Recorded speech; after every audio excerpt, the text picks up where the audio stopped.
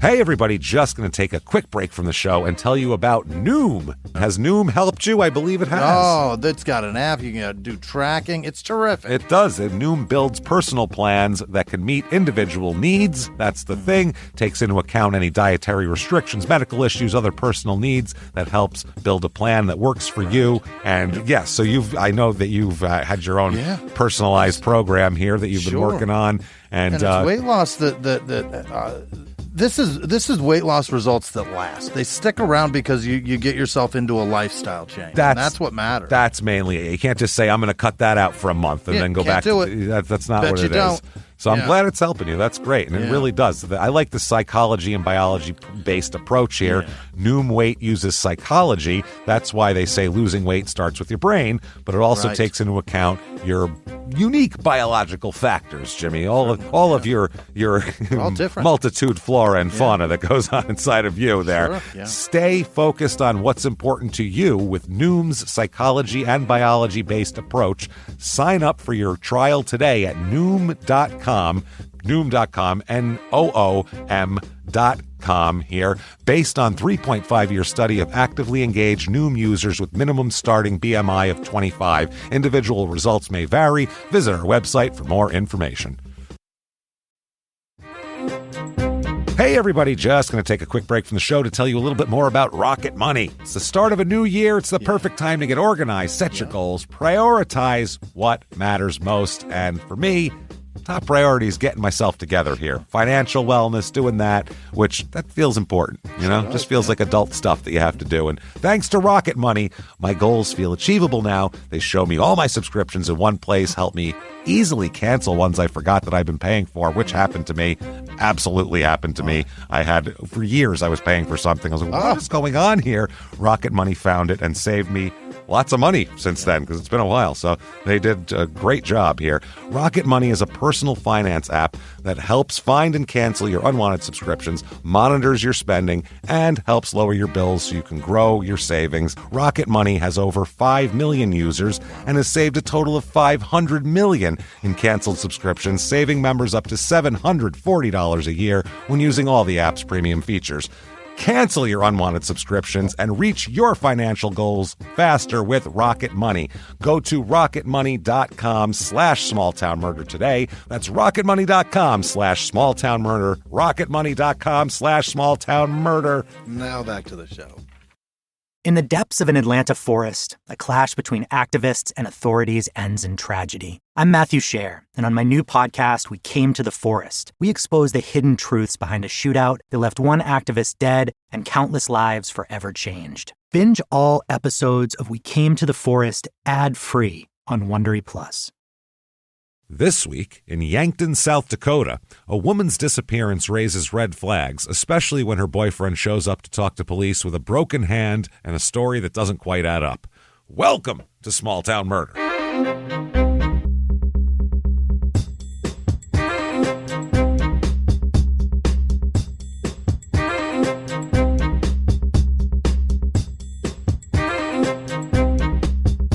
Hello, everybody, and welcome back to Small Town Murder. Yay! Oh, yay indeed, Jimmy. Yay indeed. My name is James Petrogallo. I'm here with my co-host. I'm Jimmy Wisman. Thank you so much for joining us today on another crazy edition of Small Town Murder. We got some more weirdness here. We're going to the upper plains there. We're going to South Dakota for some weirdness up there. Well, we don't go to the Dakotas very often because there's not a lot of people and not a ton of murders. So when we are there, it's a crazy one, and it is today. I'll tell you that much for sure. Definitely head over to shutupandgivememurder.com. If you're listening here, definitely get your tickets, last-minute tickets here to the live shows in Terrytown and in Boston. Get those right now because they're just about gone. So get in there and be a part of a giant Shut Up and Give Me Murder. Yes. Terrytown we're filming as well. So that's wild. Get your voice heard and get in there. And we will be, I believe it's a week or sometime in the next week and a half, we will be coming out with the 2025 tour dates, and you can buy the tickets and everything like that. So we can't wait for that. Lots of new cities that we didn't get to this year. So fantastic. Can't wait for that. Patreon is something else you need. Oh, yeah. Patreon.com/CrimeInSports is where you get all of the bonus episodes. You say, why is it crime and sports? That's our other podcast that you should listen to. But either way, anybody $5 a month or above, you get hundreds of back episodes, hundreds of ones you've never heard before released to you immediately upon subscription, with new ones every other week, one crime and sports and one small town murder, and you have it all. Just take it. You do.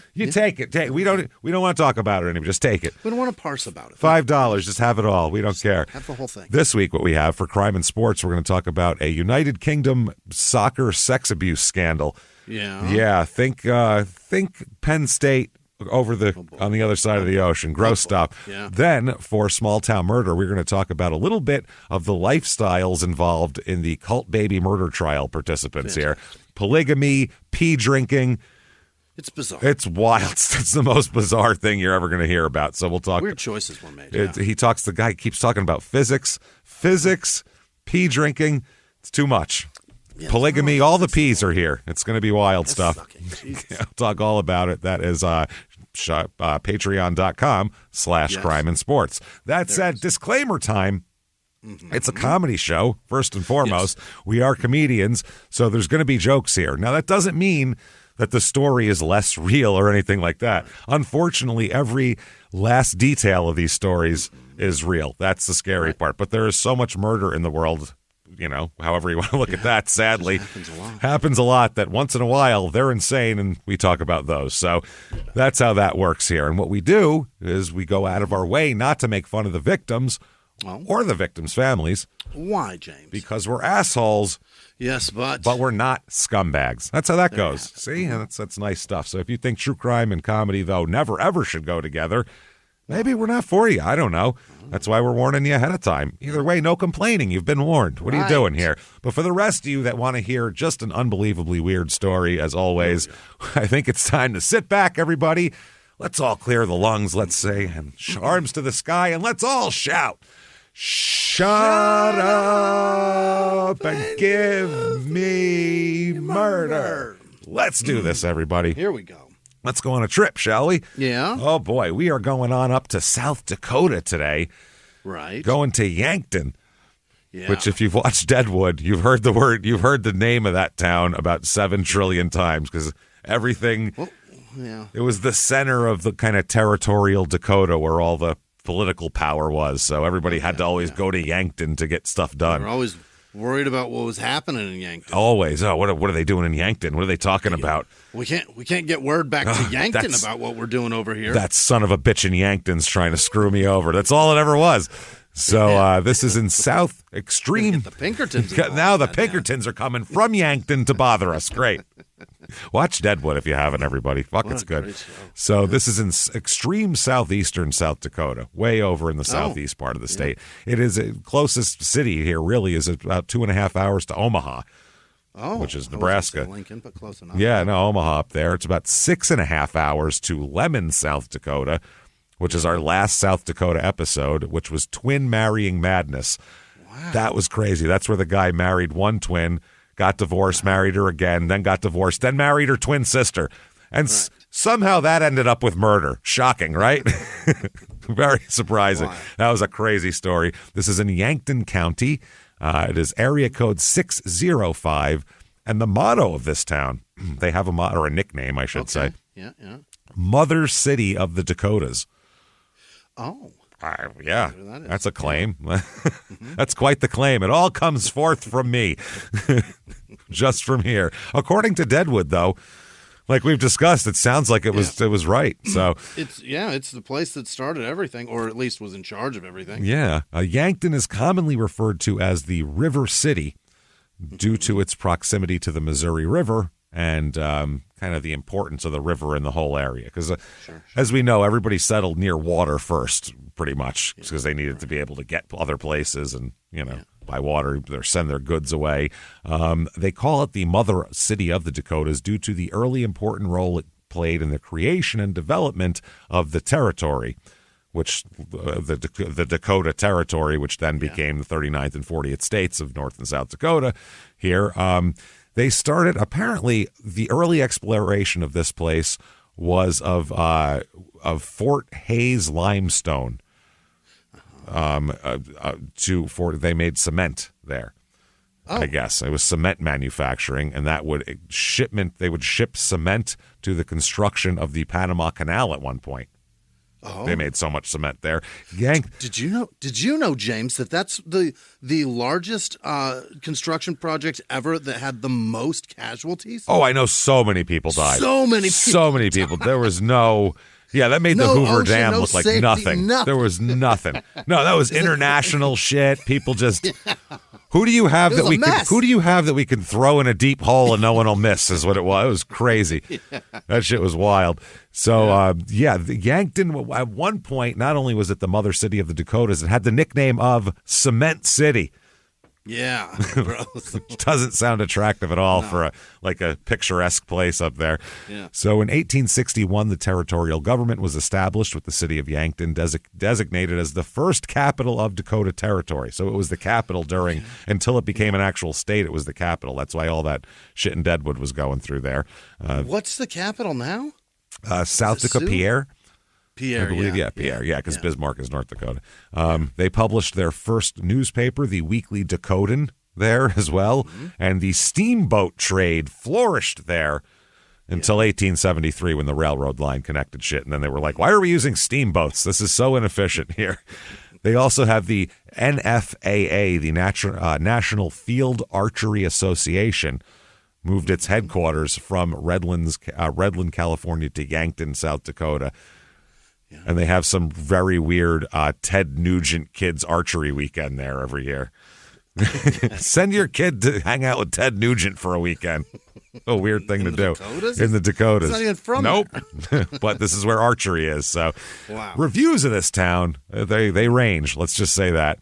Here's 5 stars. It is fantastic! Exclamation point. Yeah. Even though there isn't much to do in the winter times, you can always look forward to having the river nearly in your back door. Not at your back door. Don't want that. It's in your back door. A whole river. The whole river right up your ass. Right up your ass and in your back door. Next one is 4 stars. It's long, but I love their first sentence, so we have to use it. 4 stars. Quote, I have no social life, but still feel content here. I think that sums up a lot of what, not a lot to hang out and do. There's a combination of old and young people. The sky is blue during the day. Like this person's just, That's just being alive right there. Where is there not a combination of old and young people? It is a very calm, easygoing place where anyone and everyone is usually helpful. It's hard to get lost as it's a small, well-connected community. There is diversity in shopping centers. Meaning different strip malls that you can get. One has a Panera Bread while the other has a Target, It sounds great. Sounds like there's a little something for everybody. Apparently, that's what this person's trying to say. Choices for dining out or in are innumerable. Just too many to even count. The roads are well maintained. Houses are kept up. The town is expanding at a steady pace. There is natural parks and lakes for all sorts of activities outside. The weather is nice almost all the time. There are miles of empty roads waiting to be explored. The Wi-Fi is usually good. The whole town is not responsible for your Wi-Fi, dude. Nothing to do with it. No frequent outages. Residents are usually calm and don't riot. It's a small town in South Dakota. What were you expecting? I'm going to, spoiler alert, there's about 15,000 people in this town. How many 15,000 person towns have riots?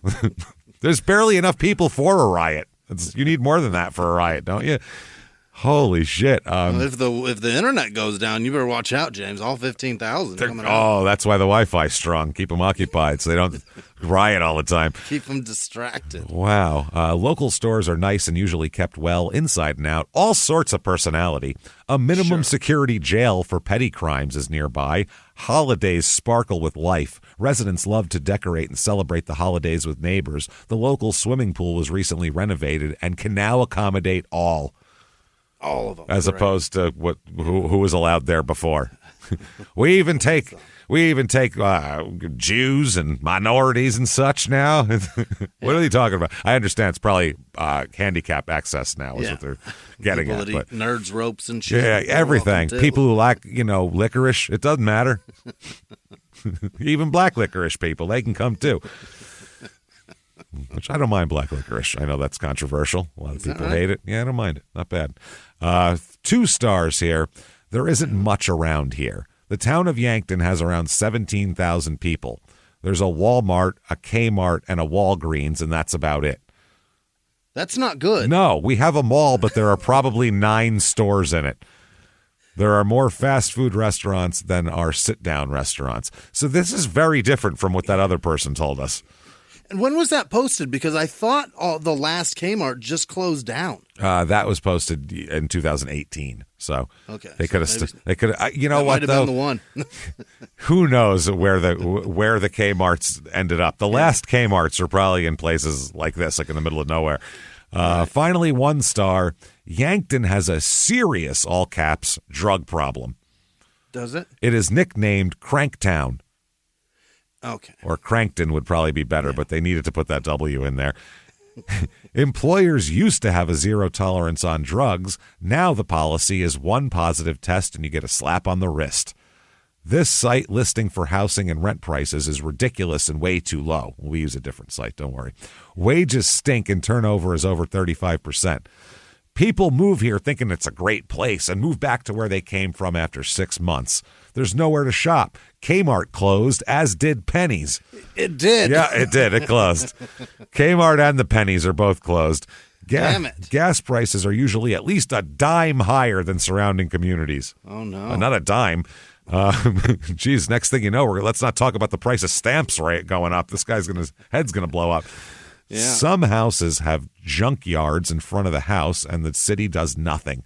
Drive down Broadway, the main highway through Cranktown, and look at the dilapidated houses lining the street. Utility bills are outrageous. He's just picking angry shit out of the air. This is a man that doesn't want to, or a woman that doesn't want to spend a dime on anything. No, there's no congruity to any of these complaints. It's just as they come. Everything should be free. Yep.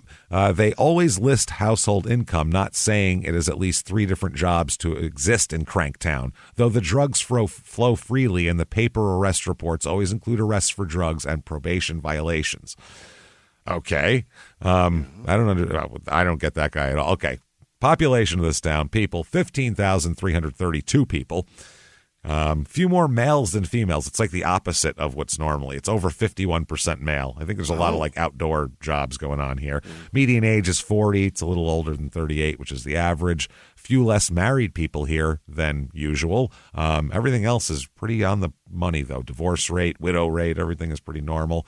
Race of this town, 85.2% white, 1.8% black, 0.2% Asian, 3.9% Native American, which that's a lot, actually, of Native American. In the whole country, it's 0.6% Native American. So it's like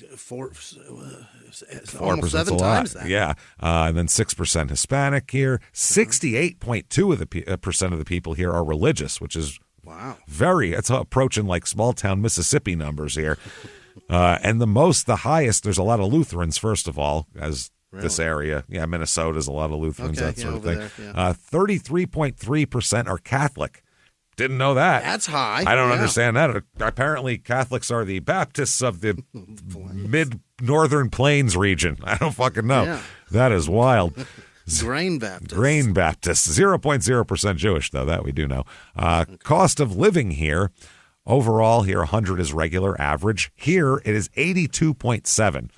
So healthcare is really expensive here. Housing is actually cheaper, though. Median home cost here, $238,800, which is it's still pretty steep for what you get. Yeah, when I tell you about this, and you know what? Maybe you're going to move here. You're going to reopen that Kmart. You can do it. There's a market open. There is a big place for a Spirit Halloween store to go to. We have for you the Yankton, South Dakota Real Estate Report.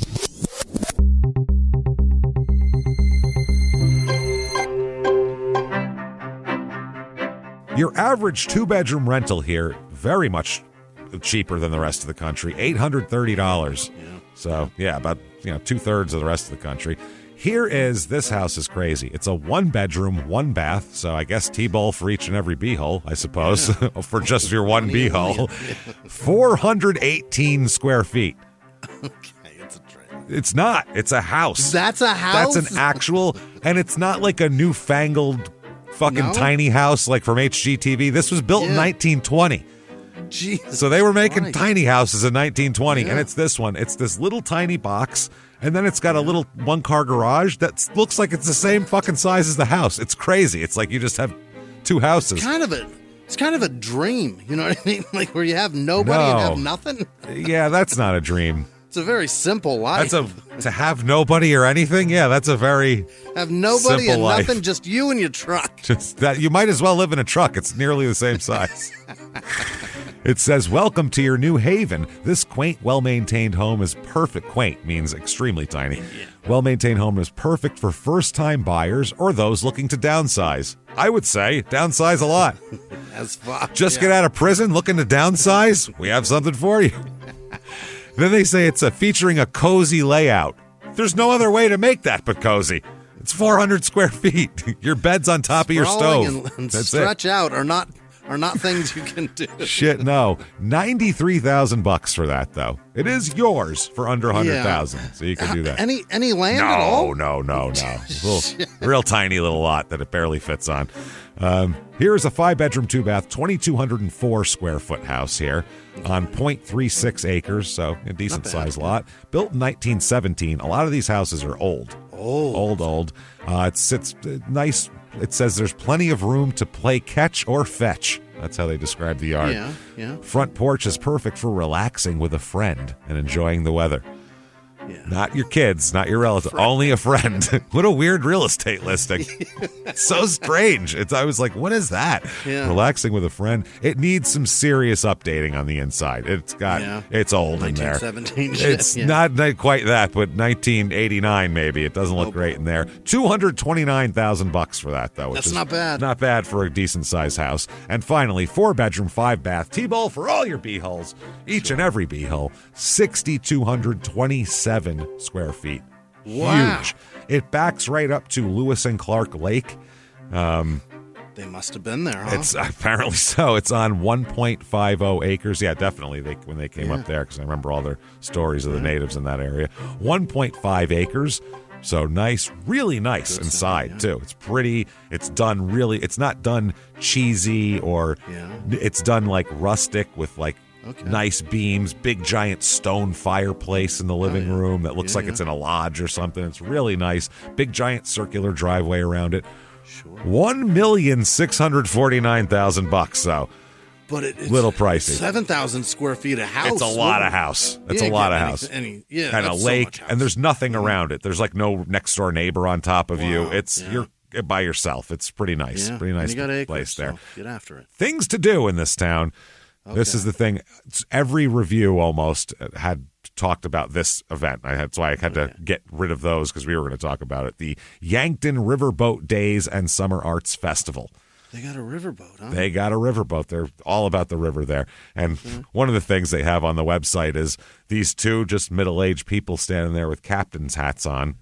And they're a man and a woman, and they're the 2024 Captain and Belle. Captain and his bell there. And it says, congratulations to our new Captain and Belle, Tom and Kelly Holstrom. Congratulations. Let's all do it together, everybody. Congratulations, Tom and Kelly Holstrom. This year's Riverboat Days theme is a journey through history, the Magnificent Meridian, coinciding with the 100th anniversary of Yankton's Meridian Bridge. Now, in this, there is a kitty centipede train, which I don't like that at all. That makes kitty human centipede does not sound good at all. No. I think that's going to be bad. The Dakota Dance Association Can. Yeah. All right. And then let's get to the entertainment here. We have Elizabeth Joe. What does she do? What do you think she does? Well, she sings? It says, what do you think she sings? Yeah. Elizabeth Joe, J.O. It says she grew up on a farm right outside of Tabor, South Dakota, and attended Bonham High School. She was influenced by country music at a young age. Right. With influences such as, what do you think, Jim? Miranda Lambert. Boom, that's one. She has 3 listed. Parton. No. The other chick from American Idol, the blonde, Carrie Underwood. Yep, that's 2. 2 out of 3. Miranda Lambert, Carrie Underwood. One more. You can do it, Jimmy. Taylor Swift. No. Shit. All right, She's a what little. is it? These are Martina McBride. Oh, really? Yeah. How are you going with Martine? Really? Maybe her mom listened to her. I don't know. She started playing guitar and writing her music around the age of 12. And now she's ready to go here. While in Nashville, she's played at such bars as Tootsie's, Honky Tonk Central, Wow. Kid Rock's on Rippy's and Rippy's on Broadway. She's played at all the bigs. And she even recorded and released her first single, Ride Away, Cowboy. It is streaming on all platforms. Take a hike, asshole. Then there is Clayton Mullen will be there. Yeah. West Coast born and East Coast raised, it says. It wasn't until Clayton found himself in the heart of the Texas music scene that his musical journey began. Started writing songs in his college frat house. This sounds very country, doesn't it? Yeah. West Coast, East Coast frat house. Holy shit. Opening for artists like Chris Lane, Corey Kent, Warren Zeters, Randall King, Adam Doliak, and the Josh Abbott Band. Very nice. Okay. Sounds great. They're headliners now. He's done it. That's who he opened for. I would hope that they were fucking headliners. So, yeah, he's doing all of that. There's also Randy Houser. Oh, yeah, he's the worst. Racked up over half a dozen hits and 1 billion streams. Yeah. His How Country Feels album topped the charts with the title track Running Out of Moonlight and Goodnight Kiss. And he earned... Those are enormous songs, James, and it's hilarious to hear you. Because I've never heard of them. I might as well be reading in Swahili right now. I have no fucking idea what I'm talking about. To me, this is just sounds like... I love hearing you say how country feels. I don't know. I don't know any of this. I've never been more out of my element. It's like if I took you to my relative's house and everybody was talking in Italian. You'd go, what's happening right now? What are they saying? Is it about me? That's how I feel. I don't get it. And running, because there's no G on that Running Out of Moonlight. Yeah, Running Out of Moonlight. That I know. It's on there. Running Out of Moonlight. That's why I made sure to running, because it's right, it's written like that. I heard it. It's written like that. Yeah. He even was nominated CMA Song of the Year, Like a Cowboy. Yeah, that's his best song, truly. Like a rhinestone. Not that one. No. It's the only one I know. I don't know. He's going to ride in, James, like a cowboy. I'm sure he is. I'm sure he's just like a cowboy. Jesus Christ. Yeah. Get the fuck out of here.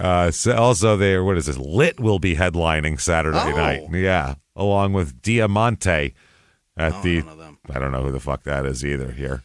They really are... I think that's a big one, though. They're talking about Lit a lot. Hard-charging hits like... Well, we know those. We know who they are, actually. Yeah, you know Lit. You know Lit. Diamante spent her teenage years cutting her teeth at local gigs on the Sunset Strip. Okay. Oh, poor thing. Yeah, no shit. She's been groped probably. That's not good. Poor thing. She's heard some awful things. Awful stories. Awful stories. That said, crime rate in this town. Here we go. Well, we are interested here. Property crime is a little bit above average, actually, which is, it's a 17,000 people. It seems like there shouldn't be that much property crime. And then violent crime, murder, rape, robbery, and, of course, assault. The Mount Rushmore of crime is right at the national average. Oh. I don't know what's going on up here or why these people are doing so much crime, but it seems like a lot for a small town that's like in the middle of nowhere. This isn't like outside Memphis or something. There, James. That's about true. To pop off. Shit, like a cowboy. They're going to tear this place apart. Holy shit. Yeah. That said, let's talk about some murder. People. Here we go. All right. Yeah. This story, man, holy shit. This story begins with a mother that can't find her daughter. Her adult daughter, her 45-year-old daughter, as a matter of fact, very much adult daughter, can't find her. It is in 2019, March the 5th, 2019. This mother calls the cops because she has not talked to her daughter since March 1st, 2019, which is 4 days. A little bit, yeah. And they usually talk constantly. So the mother doesn't like that she can't get a hold of her. And they've looked for her. This woman's, the daughter who's missing, or she thinks is missing, this woman's son has a key to her apartment. So he goes over twice a day to check and see if she came back or if she's there. The mother is calling and texting all of her daughter's friends, trying to find anything out. So it's not like she just disappeared and people were like, oh, I'm worried for no reason. Right. Like no one had seen her, and her mother is in New Mexico at the time. Oh, so she can't even in Albuquerque. No, she's doing all this by phone, trying to find her daughter here. She said that last time she heard from her daughter called her from work at Wilson Trailer Company, where she does machine work there. And really? Her daughter had called her, and she said hasn't heard from her since. Hey, everybody, just going to take a quick break from the show to tell you about the safest sponsor ever, Simply Safe. Absolutely. These people will keep you safe. It's amazing. You know that every 26 seconds a burglary takes place in the United States, according to the FBI. That means that by the time this podcast is over, dozens and dozens of homes will have been targeted, ransacked. God knows what happens here. So protect your home before it's too late with Simply Safe proactive security system. Simply Safe helps stop threats before they even have a chance to break in. Named Best Home Security System by U.S. News and World Report 5 years in a row. And by us for about the last 8 years as well. If you trust us, believe me, you want Simply Safe. So visit simplysafe.com/small to claim 50% off a new system with professional monitoring plan and your first month free. That's simplysafe.com/small. There's no safe like Simply Safe. Now back to the show. This show, Small Town Murder, is brought to you by BetterHelp. Get yourself some therapy, everybody. Honestly, here. We often hear about, red flags that you should avoid. Hey, that's a lot of a thing. It's become a real phrase now, real cliche. But why don't you focus also, you look at like green flags in friends and partners. Look for good things as well. Right. And maybe you're not sure what that looks like, though. Therapy can help you figure that out. What are positive things? What are the green flags? And then you can practice them in your relationship. It's absolutely a fact. And so, honestly, we absolutely are huge advocates for this. It really, really helps. BetterHelp is fully online, making therapy affordable. It's convenient. They serve over 5 million people worldwide. You can access a diverse network of more than 30,000 credentialed therapists, wide ranges of specialties there. Here's the coolest part. You're not getting along with your therapist, you're just not feeling it, you can switch at any time, no extra charge. Wow. The thing is, they want you to get help. That's it. And you can do it with BetterHelp. Discover your relationship green flags with BetterHelp. Visit BetterHelp.com/smalltownmurder today to get 10% off your first month. That's BetterHelp, HELP.com/smalltownmurder. Now back to the show.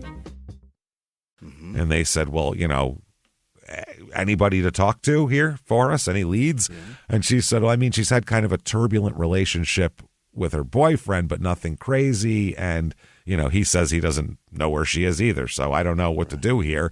So the cops have to try to find her, and they're looking all over the place because when we talk about her lifestyle, her daughter kind of could be anywhere type of thing. It's one of those deals. So we'll talk about it right now. And her daughter that's missing is Tamara, who I don't know how to say this, Laframboise, I'm going to say, Laframboise. I know that's like Boise, but Laframboise, I don't know if that's what it is, or if it's Laframboise. I don't fucking know. I don't know. Tamara is what we're going to call Tamara here. We'll go with that, yeah. We'll go with Tamara. She's born, and the mother tells the cops, giving her the rundown of who she is. She's born December 7th, 1972. And she was born in Mobridge, South Dakota, or Mobridge, I don't know, M-O Bridge, South Dakota. She's the only child of her mother, too. So that's it. And her mother's getting up there in age as well. So, she'd like to know where her daughter is, obviously. So she's the only child of Mary, who's her mother. She grew up kind of mainly in Aberdeen, South Dakota. Here. We did an episode there. Yeah, we did an episode there. We're like, why are you naming it after that? So now Tammy and her mother, Mary, moved to Albuquerque when she was a month old. Yeah. When Tamara was a month old, her and her mom moved there to Albuquerque, where her mother was going to school. Her mother was going to college there. So then her and her mother returned to the Standing Rock Sioux Reservation while Tamara was still a preschooler, and she started going to elementary school at Standing Rock. the school there. So they're also Catholic. They take her to communion and do all that stuff. The family then moved to Aberdeen, where Tammy continued to go to school. She went to a Catholic school there, the Roncalli Catholic School, and then transferred to Aberdeen Public Schools. And she attended Central High her sophomore and junior year, and Roncalli High in her freshman year. So she moved around a lot. No kidding. And then in her senior year, she's somewhere else. She's in Wisconsin that we'll talk about. She transfers to Washburn High in Washburn, Wisconsin, where she graduates. So 3 different high schools is a lot. Yeah, 4 years, you're only there for a little bit. It's a blink. Why are you moving so much? You don't really. Two's understandable if a parent gets relocated. Yeah, third's a lot. That's getting to be a lot for a kid. And another state, too, in Wisconsin. Yeah. Socially, that's hard to get your footing, I would imagine. Yeah, she's real outgoing, though. There's no worry about her from anybody about, she's going to go to a new school. She'll have no friends. Nobody thinks that about her. She's outgoing, bubbly, making friends. Yeah. She shows up somewhere the next night, she's got 20 friends. That's kind of how she is. So, friendly. And she attended college, Tamara did, at the University of Minnesota for her freshman year, but then she moved to California. Oh. She left the University of Minnesota, went to California, where she had a bunch of different, kind of just jobs to make ends meet while she was figuring out what to do for school, as a lot of kids do. You think you're going to do a certain thing, and then they go to school for the freshman year, and they go, I don't want to do this anymore. What the hell am I doing? And some people just say, well, I guess this is what I'm doing now, and they proceed, and then they just hate whatever they're doing for the next 40 years. But some people go, hold on, hard stop. I'm going to figure this out. I don't know what I'm doing here. So she ends up being ready to return to college at some point, and she goes to the American River College in Sacramento. That's a college that teaches about nothing but rivers. That's all it's about. River talk. That's all they have there. Exactly. Now, she eventually transfers to the University of California at Davis. So UC Davis she goes to pursue a degree in environmental biology. Oh. Yeah. So she's smart, too. That's the other thing. She's not a dumb young lady here by any stretch. She graduated from UC Davis in 2001 with a Bachelor of Science degree. Okay. So there you go. Got a BS from there. Both of her children were born while she was attending college. Because she, I think, she's 20, she's like 29 when she graduates. So she's fun. So, she's having a good time in college. And doing the work. No kidding. A good enough time to spit kids out, but still graduates. Not bad. That's fun. She has 2 children, Ron Jr. and Sydney, is her other kid here. And everybody is a friend to Tammy. She, like I said, she can walk into a room and make friends with everybody immediately. Yeah. She's always, I got new friends. I'm going here. I'm going there. They said, too, you could fuck her over and she'd forgive you. Oh. She just had a lot of friends and didn't lose any because she could manage to keep them like that. She's big into the underdog always trying to find a cause to fight for, which would piss her mother off. Her mother, will you just concentrate on yourself? Yeah. So her mother describes her as such.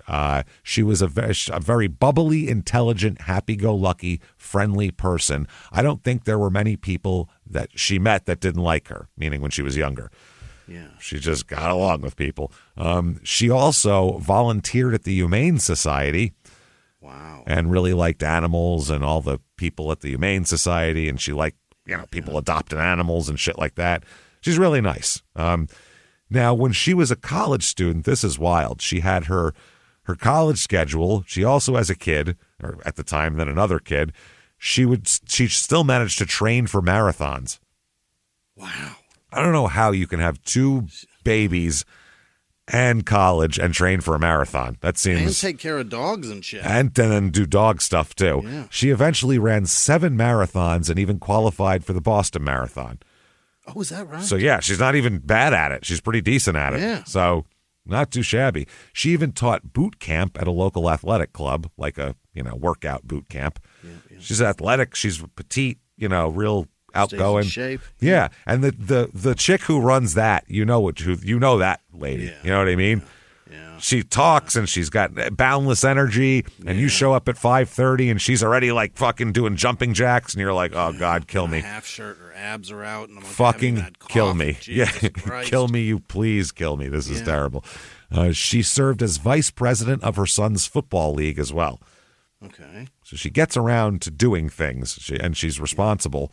She got a job and started with the U.S. Bureau of Reclamation in Sacramento, California. I did not know we had a Bureau of Reclamation, but we do, apparently. Reclamation water, that kind of shit? I assume so, yeah, because it's all about water shit. Because conservation. I found in a lot of newspaper searches, I found her name attached to articles about water rights and water things, and it would say, to voice your opinion, contact her, and it would have her. For more, here it is. For more info, email her tlaframboise@mp.usbr.gov and tell her what you think. Yeah. So, reclamation water is a terrific project too, because it's not good. It's not potable water, so potable. Yeah. I don't know. Potable. I don't know how it's said. I don't know. I just either. know that they take the chunks out of it and send it on down. So it's like it's really great for like fertilization. Took your poop out. Yeah. There you Poop, go. paper, and ponds are gone. That's it. That's it, and that's all. So, so we got that. She's doing all this shit. So she probably had, that's the type of thing where some people have very strong opinions about something and don't. So I'm sure she got tons of emails that were not friendly to have to deal with. Yeah. So she ends up moving from Northern California and taking her kids back to Albuquerque, where her mom lives. Yeah. So she's going there. While she's in Albuquerque, I don't understand what went wrong. Something had to go wrong because she's living in the Sacramento area. She's got a good job. Okay. And then she moves to Albuquerque, which is not a move that you make on purpose generally, unless you're going there for employment or something. Oh, I got a job offer in Albuquerque. She goes there and works as like a waitress. Oh. Which makes no sense why somebody with a college degree and was using that college degree in the career she had would then be like, I'm moving to Albuquerque with my mom and I'm going to just wait tables. Like something had to happen. Yeah. She worked as a waitress, also an apprentice electrician, and a phone rep, a customer service rep on the phone, and even a laborer. She even just did labor work. Wow. Problem is, and I think it's easy to figure out what happened is she starts to have real problems with meth. That's the issue. Oh, no. Yes. And this is not the person you would expect to get into meth. This isn't somebody who's, 18 and hanging out with their friends. This is choice. Yeah, this is an adult woman with children and a college degree and a good job and all this, and the next thing you know, there's meth, and her life just imploded. And she's waiting tables in Albuquerque, living with her mom. So that's how fast meth can fuck shit up, and she has some struggles. As a matter of fact, she's arrested quite a few times for not just meth and drug possession, but the things that come from that. Oh, boy. Being crazy out in public, doing wild things, loitering, things like that. She's always having problems here. She gets arrested on, November 12th, 2012 here for an attempt to commit a felony, possession of a controlled substance, methamphetamine. Yep. So that's a problem there. That's one of her arrests. She has many to a point where she's on probation. And she's got that over her head now, too. Yeah. So that's tough. That's a tough one here. In the summer of 2000, I believe, I'm going to think it was 2015 is when she came here because there's some Albuquerque? No, came to Yankton. She came to Yankton. Okay. I believe it's 2015 because there's definitely some contrasting facts here, whether it was 2015 or 16, but I'm going to think it was 2015. She decided to visit a friend in Yankton, is what the official story is. She ended up staying in Yankton and getting a job. Wow. And she made friends, as she always does, and does, all that kind of thing. Now, there is different stories. Like I said, one story says she came to Yankton to visit a friend and liked it and stayed. Got a job and stayed. The other narrative, and I believe this is from her mom, is that she came to try to make a fresh start after struggling with meth addiction in New Mexico. Oh, boy. Which New Mexico has a lot of meth, and Yeah. if you've ever been to New Mexico, you go, man, I could use some meth to hang out here. This place sucks. So makes you want to do meth, Albuquerque. So she then moves there, and apparently at first she's pretty successful in Yankton here. She works at a few different businesses, makes a lot of friends, and she actually buys a Harley, which was her lifelong dream. Lifelong dream? She's always wanted a Harley. Wow. She's real petite too, so yeah, she's getting a Harley, and that's what she loves. Her mom said she thought she was a biker chick. She wasn't, but she thought she was and wanted to be. And she got a job at Wilson Trailer, as we all try to do. Everybody wants a job at Wilson Trailer here. She began her job there in late 2015, lived in an apartment on Deer Boulevard in Yankton County. And Tamara's daughter here said that she had stayed with her mom for months, leaving to go home to Albuquerque in early 2019. So she came later on, stayed with her mother for a while. She said that she noticed while she was there that her mother was definitely struggling with the meth addiction here. Oh, boy. So this is going on for years now. And your 40s is just too late to do meth. That's not the time. It's meth is a young man's drug. You know what I mean? Your body's not as resilient as it used to be. Dude, I can't imagine recovering from 2 days of a meth jag right now. My body would be fucked up. No good. Your 40s is not your time for meth. So no. She said no. Her daughter said, though, she never in front of her displayed violence or any changes in her demeanor. She wouldn't smoke meth and then pull a knife on you and tell you hand over your wallet or anything. She wasn't chill. That. She's chill. She just wants to do her meth and, be a decent person. Be left alone. Yeah. Yeah. A lot of people say that. She's nice on meth, off meth, whatever it is. She's a nice person. Okay. You got to like her, So very happy to be around others and all that kind of thing.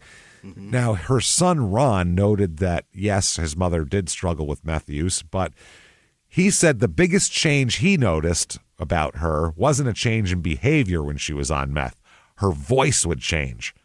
Oh, she becomes a different person. Her voice, but she was the same, but her voice would she would sound different after she did meth. So that's real weird. I don't know if it... Deeper? I think so. I think it maybe, I don't know if it constricted vocal cords or whatever the fucking deal is, but he said Was it like helium for her? Yeah, hey guys. That's how meth should make your voice sound. Yeah, the pick marks on your face really give it away, but if you got pick marks and a high voice, that's it right there. But you should absolutely do just a big old smoke and then just be like, whoa, that shit was crazy, man. Damn. Whoa, what are you going to do? All right. Let's take apart the television and put it back together again. What do you say? Okay, great. Sound like Christopher Lloyd and Hoover and Roger. Yes, exactly. Oh, my God. What do you say? Let's just walk. You know what we do? We'll walk to New Jersey and then come right back. What do you say? Cool? Good. Let's do it. Okay, I want to go. I want to find out what it looks like. Maybe the road's fun. Let's go. That would be awesome. We need fucking voice-changing meth. Put helium. Anybody out there manufacturing meth, find a way to infuse it with helium, please. Get your helium in there, yeah. Just want to see someone go, woo-wee, that was a good hit. So she's still very warm, and she made a friend while she is up here. She makes a boyfriend, as a matter of fact. And this guy is an interesting cat. He's a contradiction in many ways here. How so? Well, he's got a girlfriend. He has an ex-wife. We know about that. Sure. Then he's got a girlfriend that he stopped seeing when he's seeing Tamara. But then he's also got a fiance. Oh? So I don't understand it. While he's seeing Tamara, he's also got a fiance at the same time. Okay. Yeah. But this is his girlfriend. He goes around with her. I don't know what's in the field and stuff. Apparently he is. Yeah. This is Stephen Falkenberg. Falkenberg, Falkenberg. Sure. He's born in 1974, Falkenberg is. He's a year younger in age than her. Yeah. She's born in late 72. He grew up in Menominee, Michigan. Menominee. You can't. Yeah, that's what. As soon as I said that out loud, Sarah did that too yesterday. It's like Dr. Pepper commercial. It's everybody. Yeah, that's the first thing I thought of, and then it was gone, and then she said it. I was like, God damn it. Anytime anybody writes that on a return address, you got to say that out loud. I think they probably do. I think they probably do, if I'm being honest here. Is that the whole town? Just people with high meth voices going, "Ba-da-mini. Ba-da-ba-da-ba-da. The postman just sings it all day. All day long, every fucking time he looks at an envelope.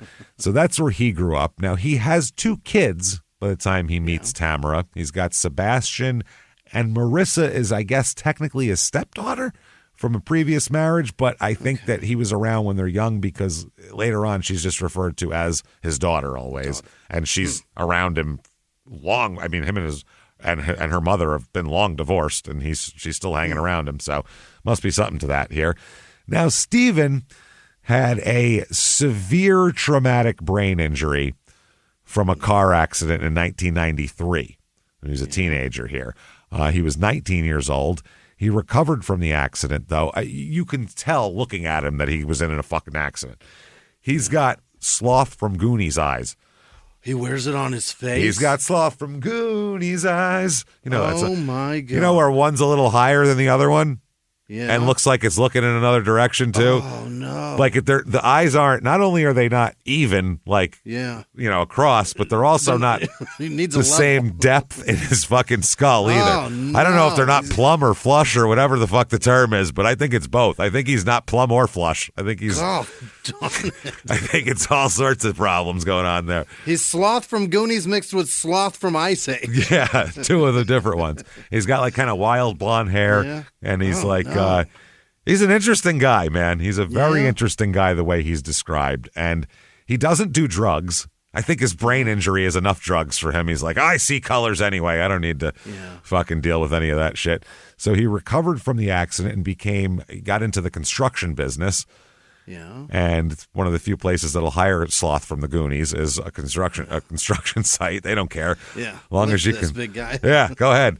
And he's a pretty big guy too. He's 6 foot tall and stocky and big, and the strength of that he has is incredible. That his son describes from him. His son Sebastian said that he could he's kind of a wild guy sometimes and stuff like that, sure. But he said he's also very non-confrontational, and he said that he never spanked the kids or anything like that. He's not an angry, raging type individual in the house, which is good for a guy with a head injury, It's nice. Yeah. He said that he never showed any signs of violence toward him, anybody else in the family, or anybody that he's ever known. Really, there's never, heard of a story of his dad coming in the door pissed off because he had to knock a guy out at the local bar or some shit. Right. Never any of that stuff. Marissa said the same thing. She said that he always made it known he was very proud of me and he was a good father. She said that he wasn't abusive and never witnessed him getting into an argument with anybody, or even an argument she never saw him get into with anybody. She said, if anything, he was like non-confrontational. If you tried to start an argument with him, he would kind of diffuse it and go a different direction. He would diffuse it with calmness. That was the way he did things. He is described, and this is funny as shit, he's described as a very physically powerful man. Yeah. Very physically powerful. And I'll give you a construction worker, and I'll give you an example of the powerfulness that we're talking about here. His son, Sebastian, describes that he, quote, uses his hands for everything all the time. Yeah. Which makes him sound like he's just hitting people. That's what that sounds like. But it's not. Yeah. Man strength. No. He means for the purposes when he does his general contracting, jobs and shit. Pounding fucking nails with his son said, quote, instead of using hammers, he would just pound the nail in with his hand. No, he wouldn't. Several people said this from work. He was famous for it. He would pound nails in with his fucking hands. With his hands. I can't believe it. What the fuck is that? Can you imagine? No, with his hands. You would have holes in your hand. That's a fucking... Imagine how calloused your skin would have to be able to just pound. And you got to do it with, I assume, the heel of your hand. The heel. Yeah, you can't. Or the side with a side, fist. You one of those? Or you punch it. Hulk pounding nail. You can't do that. He's doing this in the 2010s. Bro, you could have famous YouTube. If there's a video of a fucking guy, imagine a video series of a guy going, I'm going to build this whole house without a hammer. Who the fuck wouldn't watch that? Yeah, you can't. He would be so famous. You know that guy on YouTube that pounds in fucking nails with his hands and just builds a whole house? It's crazy. You got to see that shit. He'd be a millionaire. He's made a ton of money. He can afford a hammer. He just doesn't do it. He fucking owns his own contracting company. Wow. But he does it because it's a trick that he does. And he says it's more convenient to just use his hand. Unbelievable. Than to pick up a hammer and have to deal with that. Wow. I really would wish this guy would be a YouTube sensation. This is... Imagine, like, on TikTok, this guy would crush. Oh, he'd make so much money. Imagine the views a guy would get. Yeah. Just one nail. Just pow, pow, pow. And be like, holy shit. There's a man that builds his own place in the desert. He's just super tattooed. Does it with all tools. And people watch that pussy. Shit. Yeah. Using hammers and shit like a pussy. I don't think he uses a hammer. Fuck out of here. Nail gun. This guy laughs if you throw a nail gun. This guy is a nail gun. He is a human nail gun. So that is insane. He just pounded in with his hands. So that's who we're dealing with here. Yeah. Now, he doesn't do drugs. He never really gets in trouble either. He does that sober? Sober. Doesn't do drugs, doesn't really drink much. He's got a head injury that apparently makes it easier for him to do these things. I don't know, man. The only thing I could find him getting in any trouble for was in 2007, he exceeded the speed limit by 20 miles an hour or more. Well, so he got in trouble for that, and he pled guilty for that. That was about it. So that's all we got here. He's got places to be. So this is our couple. Yeah. The human hammer and like a social meth butterfly together. It's a very odd couple. Two fascinating people. They're both extremely fascinating. Both these people, it's like, I want to know so much more. More fascinating couple doesn't exist. It really doesn't here. There is some turbulence in their relationship, okay? Mm-hmm. Now, a lot of people, like I said, everybody that knows Stephen Robert Falkenberg says that he's laid back and nonviolent. And there is, apparently, he's like fucking Bam Bam from the Flintstones. Like, he doesn't know his own strength sometimes, apparently. Because, like, there's a video in this video, Tamara is shown rubbing her right hip and saying, it still hurts, but like kind of laughy. And says, Steve, you got to stop pushing me, she says. So apparently he'll just like joke around, shove you, and you'll fly through the drywall. Like it's one of those things. His own strength, man. He's like, that's all right. I'll hammer a new piece in right now. Don't worry about it. Yeah. Give me a piece of drywall and 5 nails. Wow. So it's very interesting. Now, Stephen's daughter, Marissa, said that her initial impressions of Tammy were positive, but they kind of changed after that. She said that Tammy displayed strange behavior to the point that her father was occasionally afraid of her, which is just meth. That's all it is here. Now, Sebastian, the son, Ross, Stephen's son, said that he never personally observed Tammy using meth, but that he knew that she could be prone to violence when she was intoxicated as well. Okay, yeah. So one guy here, Travis Peterson, who's a friend of Stephen's, said that Tamara had a reputation in the whole community. She's only been there a couple of years, but she had a reputation for being very violent and irrational when she's obviously on drugs. She's not rational, which, again, it's meth. So sure. I've never heard of anybody go, the guy's kind of wild, but you get him on some meth and he becomes very rational after that. Figures it all out. Really just brings it all together. So, and once this man said he observed an argument between the two at Falkenberg's shop, his construction deal there, where Tamara, quote, wore herself out hitting Stephen while he just smiled and laughed at her a little. He's this giant guy, so she can't really hurt him physically with her fists, basically. Right. He's pounding nails in. He's adorable. He's a giant callus, this man. His whole body is a callus. Even his fucking head is all met. You can't even make him uglier. There's no way to hurt this man. He's got nothing to lose. June 7th, 2016, okay? Mm-hmm. Tamara has some problems here. According to Brandon Frey, who is a Yankton police officer, this is what went down. Tamara was, quote, intoxicated and out of control, he put in his report. Oh. And this was, I don't know if it was alcohol. I believe it was alcohol and meth, possibly, together. Right. The cop was called to the Rounding Third bar, which is a really, you're just saying it. Come here and get laid is what that says. That's exactly what that says. Rounding third, that's like. About to get your dick in there is what that means. I mean, dick out. Yeah. What is third base? Is that fingering or is that like oral? I think nowadays it's oral. I think with the kids now it's oral. When we were teenagers, anything that resulted in you coming was considered a home run. that was home base. If you came, yeah. Everything up to that, was put one on the board. I'd say in any fashion. It didn't matter how it happened. That wasn't the concern here. So rounding third sounds terrifying. It sounds like everyone's running out of there, like taking their clothes off. Honestly, when the cop arrived, Tamara was being restrained by two people. Wow. They were trying to like hold her down here. She made death threats against the officers who showed up. Yeah. They were just trying to get her to leave. And then she started making "I'll fucking kill all of you" type shit to the cops. So they went, okay, well, now we have to arrest her. She just threatened to kill cops. So shit, yeah. Now she's getting arrested. Randy Travis? Yeah, come on, Randy. Let's go. Let's go, Billy Joel. Get on over here.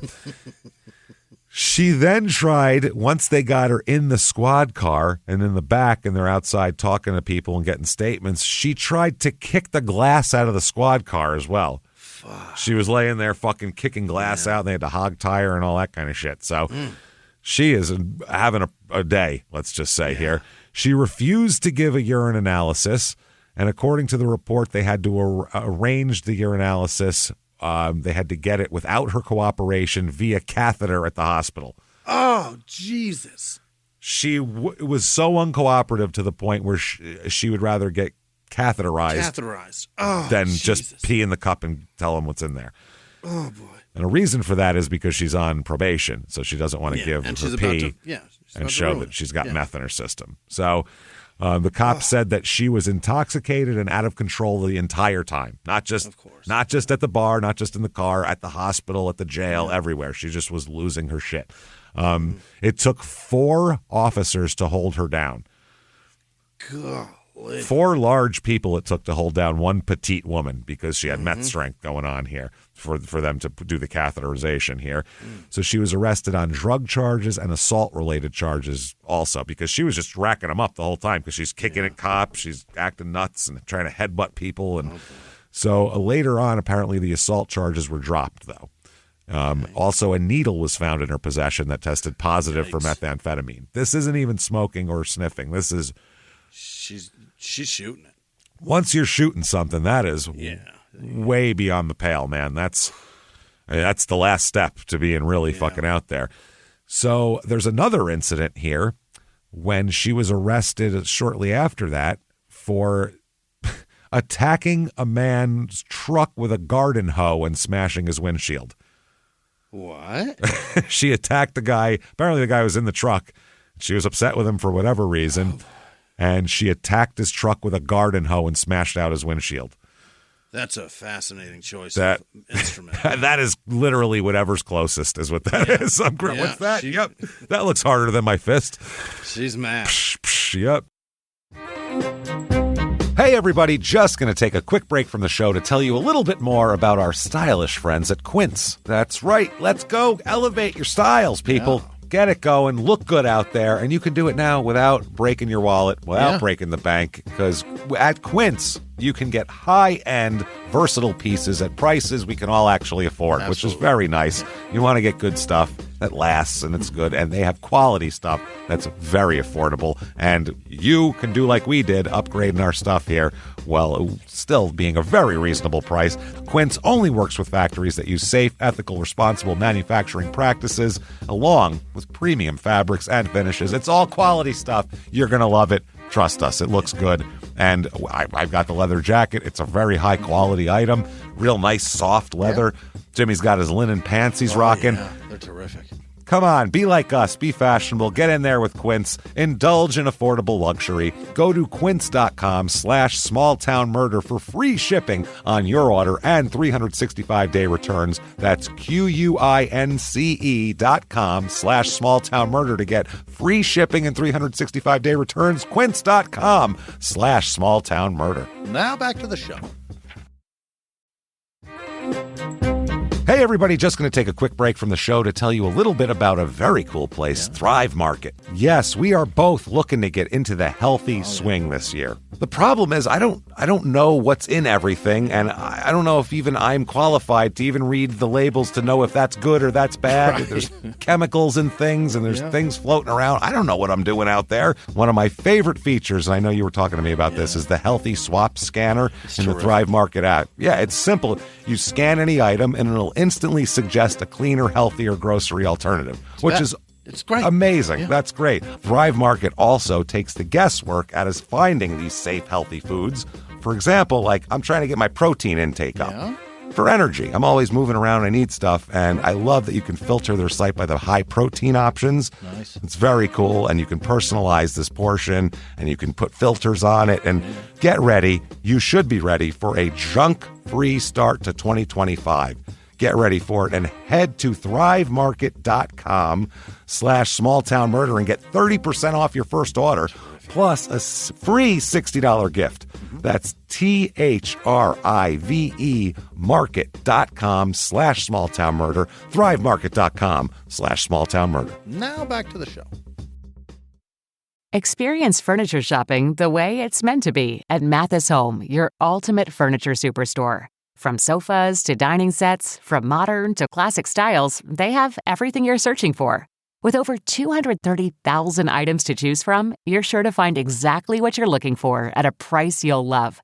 Plus, everything is in stock and ready for fast, free delivery right to your door. So you don't have to wait. And if you're looking to really transform your space, take advantage of our complimentary interior design services. Our expert designers are ready to help with any project, whether big or small. And right now, check out the Lazy Boy BOGO event at Mathis Home, happening now through March 1st, 2025. Buy one Lazy Boy recliner and get another one absolutely free. Don't miss this limited time offer. Only at Mathis Home, your ultimate furniture superstore. So after she'd been arrested here, Stephen Falkenberg visited her in jail. Yeah. And to try to help her secure a lawyer. He was trying to help her. During the visit, he became frustrated with her because she wouldn't focus and wouldn't pay attention. So he was seen as saying, fucking listen to her, yelling, fucking listen at one point, and then yelling that he was, quote, fucking sick of her. Yeah. So that's a lot. But that's the most anybody's ever seen him like yell at her, and that was literally while trying to get her a lawyer for her fucking violence for attacking a guy with a garden hose. So makes sense here. So she was convicted of ingestion of methamphetamine in 2016 and placed on probation in South Dakota. She was required as a condition of her supervision to submit to regular and random urinalysis to ensure her ongoing sobriety. Sure, her probation required her to check in daily with her probation officer. Oh, she's a problem. She had to call every day, and see if the probation officer wanted her drug tested that day. So she had to call and go, "Hi, I'm here. Yeah, do I need to pee for you. Still fine," and he would do that. And Tamara, by the way, for like a while here, it seems like she does not have a working phone. Okay. She'll have like a phone that's not hooked up or bills not paid, that sort of thing here. So because she didn't have a working phone, Stephen would make the calls for her to the call-in number to determine if she'd been selected to test that day. Okay. You call, you enter your inmate, and they tell you whether you won the lottery or not that day. So 2017, now, like I said, everybody, has all these stories of him being nonviolent and her attacking him, even Tamara attacking Stephen. Sure. The only time anybody ever saw anything was a 2017 brief encounter with his ex-wife, Jennifer Becker, which there was no physical, problems. There was no punches thrown or anything, but it was enough of a heated exchange that cops were called to physically separate them. No one was arrested or anything like that, but they were told to go their separate ways.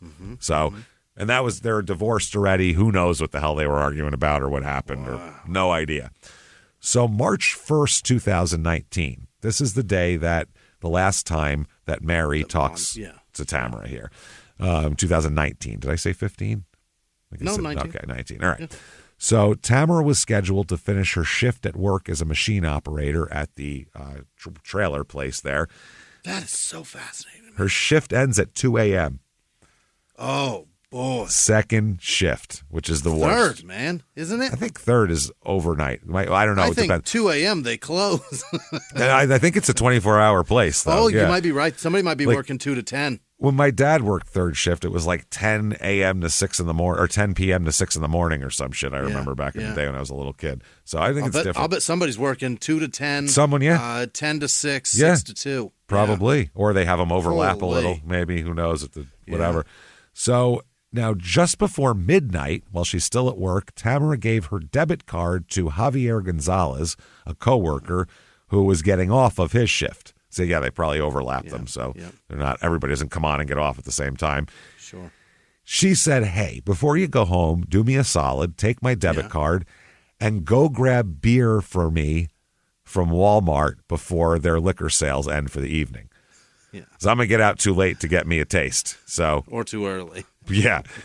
So he ran to the store. He did. He ran to the Walmart. He put the beer and the receipt and her debit card in a male coworker's pickup truck.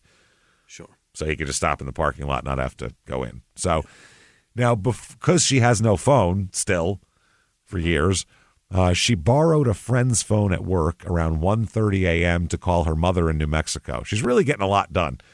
No kidding. Buy beer, call my mom, fucking make some trailers. What are you doing here? Put the hitch together. What's happening? Yeah. So Tamara and her mother were very close, and they spoke on the phone just about every day. So this is an expected thing, and it's earlier in New Mexico, so this is normal. Now, Stephen picks her up from work at about 2 a.m. His Ford F-250 pickup picks her up there and to take her to her apartment because her vehicle was in the shop at the time. Anyway, first, though, Falkenberg drives to Walmart at her request so she could get an alarm clock. Apparently, she doesn't have an alarm clock. Yeah, that thing. So her phone isn't just not hooked up. I think it's broken, probably. I don't think it exists. She threw it off a cliff. She got mad and threw it through someone's windshield or something. So she was seen at 2:17 a.m. coming out of the Yankton Walmart with an alarm clock and 2 bags of chips. Okay. Walmart's surveillance video shows her exiting the store and getting into Stephen's pickup truck with an open bed, mind you. Yeah. Nothing covering the pickup truck, no cat, no anything, and driving by. So there we go. That's where we see them. They drive off. And the video at Walmart is just before she entered the store. You see his pickup and you see her get out, and then she gets into the pickup when she leaves. And surveillance, that's all surveillance footage here. The plant manager where she works said that she left work at 2 a.m., never returned. He also got surveillance footage from the plant that shows Tamara getting into a pickup truck, which was Falkenberg's at the end of her shift. Mm-hmm. Now, later on that day, because this is Friday, March 1st, is, 2 a.m. on March 1st. Yeah. Later on that day, she's supposed to be at the Humane Society and working a shift. Oh, boy. And she never shows up at the Humane Society, which is odd for her. Yeah. So Mom is looking for her now. She can't find her. She tried to call Tamara on March 2nd and couldn't get a hold of her, which is the next day. So after that, she started texting Stephen to try to contact her daughter because she's like, and you never know. That's the thing. If your kid has a drug problem, you never know if they're just what they're doing. They could be in trouble, or they could be just off on a drug jag and they don't want to talk, or they could. There's a lot of different things. So she contacts Stephen to fucking figure it out because she knows they're dating. Stephen said that he doesn't have any idea where she is, Tamara, meaning, but said that he and Tamara had a verbal disagreement at her apartment on the morning of March 1st, after he went to her apartment to tell her that she didn't have to test today. Because he called up and showed up and was like, hey, you don't have to do your test today. She told him to leave, is what Steven said. Now, he said, listen, I think she was just like that because of lack of sleep. I don't think she hadn't slept all night. Yeah. So she was just tired, I think. But now her mom, Mary, still can't contact her. So she texted Falkenberg again on March 4th to say, any update here? Have you seen Tamara? He said he hadn't seen her, but he said, but I've got my own shit going on, so I haven't been looking for her. I'm busy. He said he's been dealing with doctors all day. Oh. He said he feel the other day, meaning fell the other day. Yeah. Feel the other day, and my finger hurt. Feel, that makes it sound like he felt something in his finger. That's a weird statement. It got round and third. Yeah, maybe that's what it is. His fingers were in heavy use at that point. He's busy. Yeah. He said it got swollen the hand so bad I had to go to the doctor. End up breaking 2 fingers, so now I dealt with not a surgeon but bone doctor today. That's his response. Yeah. I don't think she cares about any of that shit.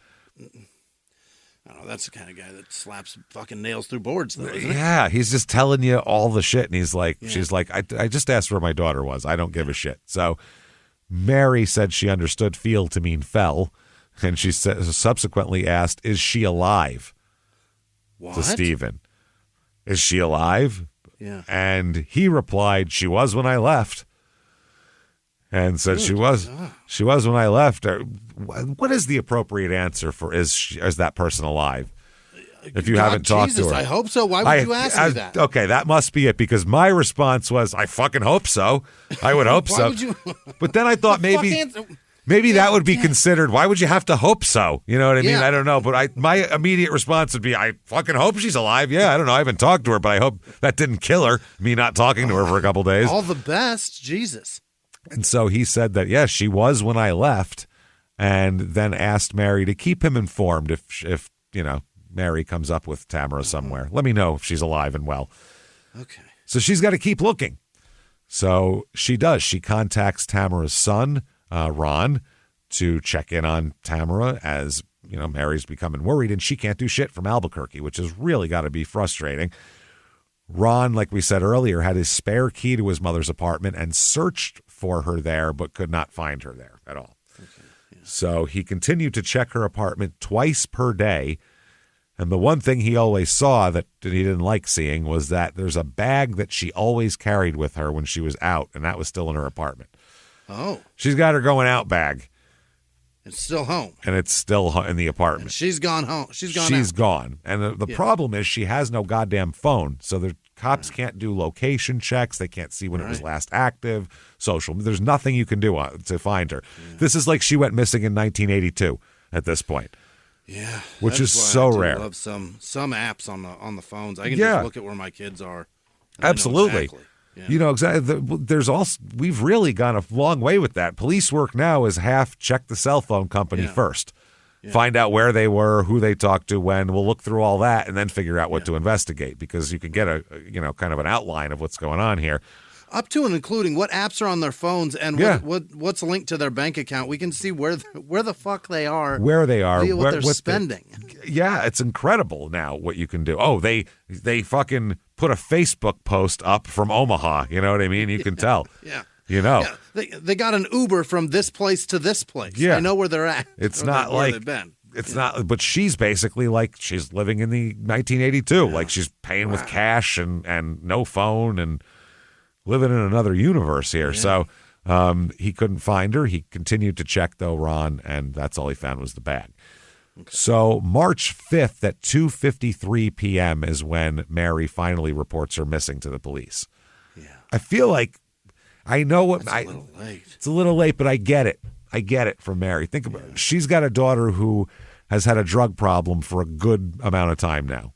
Yeah, but she's not unreliable with the drug problem. No, but I think over the course of the last 15 to 20 years or so, when probably 15 years this drug problem's been a thing, Tamara's disappeared for a couple days now and then, I think. I think she's disappeared and then come home, a few days later, probably often, I would dare to say. Yeah. Just because of the drugs. That's what happens. Give her 3-4 days, 72 hours, and we'll start calling around. We'll start calling. So March 5th is like, okay, that's about enough now where, all of that. And especially with the son finding the bag there, and she didn't like that. So, she tells the cops, haven't talked to her since I talked to her at work 4 days ago.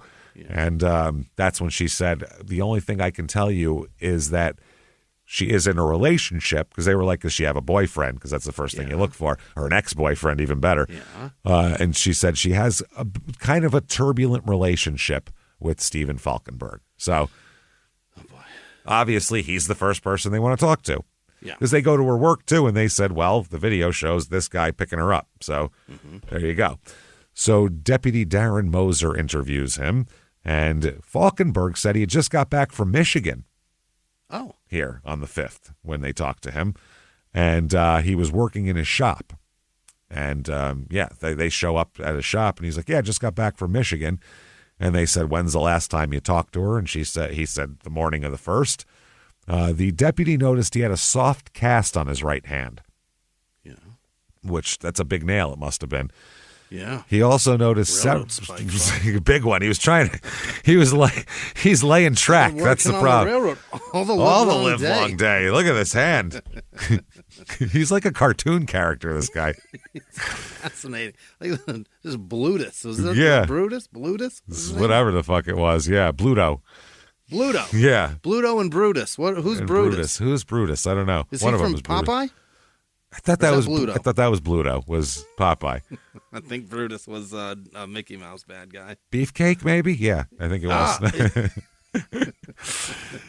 So he's got a soft cast on his right hand. Mm-hmm. The officer also notices several baseball bats located in the corner of the shop that are covered in dust, cobwebs and shit on them. So this cop leaves the shop, and with the other officers, they go to Tamara's apartment, which is only a block away from the shop, by the way. Oh, yeah. Small town, very convenient. He looked around. They did a general look around, and there's nothing out of place. Doesn't look like it's been rifled through. Drawers aren't open with shit strewn. Okay. Not seeing any noticeable anything broken, knocked over. There's not a pool of blood on the living room carpet. Okay. It just looks like somebody left their apartment. So they have nothing, no suspicious anything right now.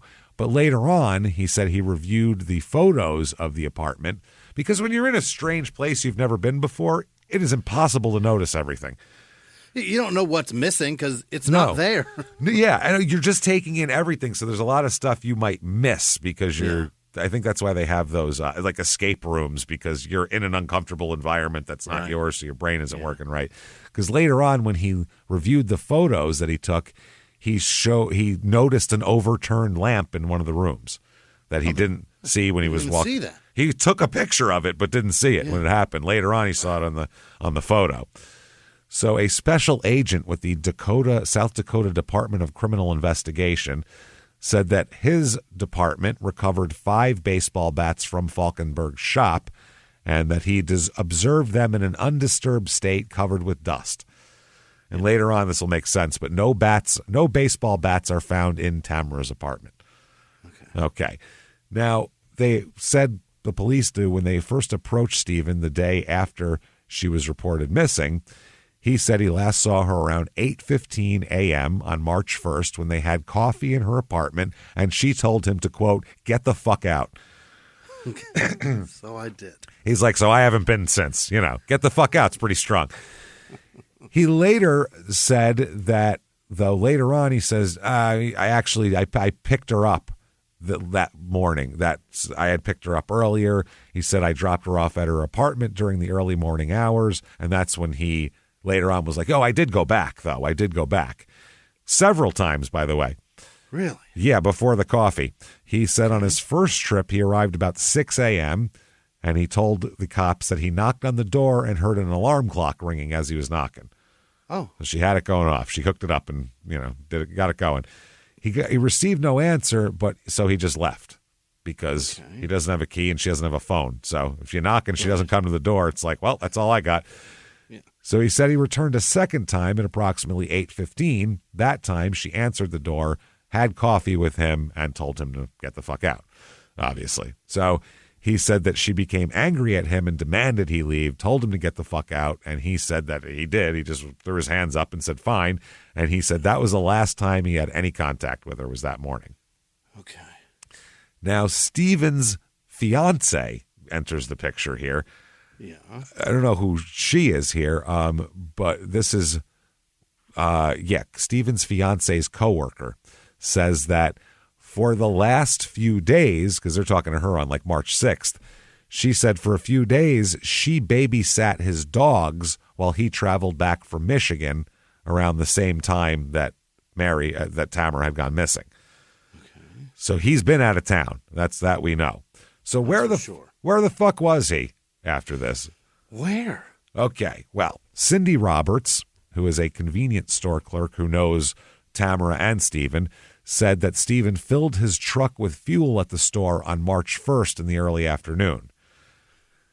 She noticed the truck bed was covered, which she had never seen his truck bed covered before. Yeah. Because normally he had his dogs in the back of his truck. His dogs ride in the truck bed. Yeah. So today the truck bed is covered up. And she was like, that's weird. Enough for her to notice it. That's, interesting. So she also noticed that he had a swollen right hand at the time. So this person asked Steven about his hand. He told her he injured it by, what do you think? Slapping nails? I don't know. Punching an icicle. Okay. Which is how you're supposed to get rid of them, I believe, right? Yeah. That's what they tell you. Get the icicles off your house. Just punch them. Which is fucking interesting. And this is all, it's not the wrong time he was there. It's definitely early afternoon on the 1st because they have surveillance video and everything of him in the store. Right. So he left Yankton and started driving in the direction of Michigan, where he used to live here. Yeah. Now, his half-brother, Paul, still lived in the area in Menominee County, and owned a farm nearby, and Falkenberg's mother also lived in Menominee. He's headed that direction. But later that evening on the 1st, Falkenberg checks into a hotel in Tomah, Wisconsin, which we've done an episode about Tomah, Wisconsin, which is directly along the route from Yankton to Menominee. All right. Okay. This night, and there's a reason why probably he stopped, it's very icy, snowy, and windy outside. Mm-hmm. Not a good night for driving. So it's a great night to be punching icicles. It's perfect. Yeah, there's going to be so many to punch. That's icicle punching weather right there. The hotel clerk that checked him in noticed that he used his left hand to sign paperwork because of his swollen right hand. Right. So you could tell he wasn't left-handed. He was right and fucking goofy. So he ends up, even though it's cold and icy and snowy out, he goes and sits in the hot tub and chills, does Steven, and he has food delivered to him to the hot tub. So probably ordered Domino's or something, whatever. Has some food delivered to his hot tub where he sat like a king and ate his food. Sick day. So then he continued from Tomah toward Michigan. Later that day, he arrived in Michigan on the 2nd. That's when he sought medical assistance for his hand injury. It's like, this isn't getting better. Fuck. During his first visit, medical records indicate that Falkenberg attributed his injury to punching an icicle. Right. All right. Then he saw a second medical provider on March 4th. During the second appointment, he reported he injured his hand when he braced for a fall on ice with a clenched fist. Oh. So he fell on his fist, basically. Big icicle. It's all over the ground. Yeah, boom, pow, everywhere. Yeah. So he was seen by 2 physicians and an occupational therapist and had several x-rays taken on his hand before it was placed in a cast. Mm-hmm. And that's where we found him later on. Now, here's something interesting that happened in Menominee. Michael Leverich, who's a manager for an automotive sales and repair business in Menominee, said that on March 4th, the same day where he was seeing those other doctors and saying he fell on the ice instead of punched it, Falkenberg showed up at this guy's job. And this guy knew Falkenberg because he saw him a couple times a year and talked to him. When he did, he knew the family. It's a small town. So Falkenberg said he was driving his mother's car at the time. This guy said that Steven seemed real nervous and then asked to use the business's dumpster. Oh. Which, if someone's real nervous and then asks you to use their dumpster, maybe no. Or go look in that dumpster after they leave. See what something, they did. Because that's weird.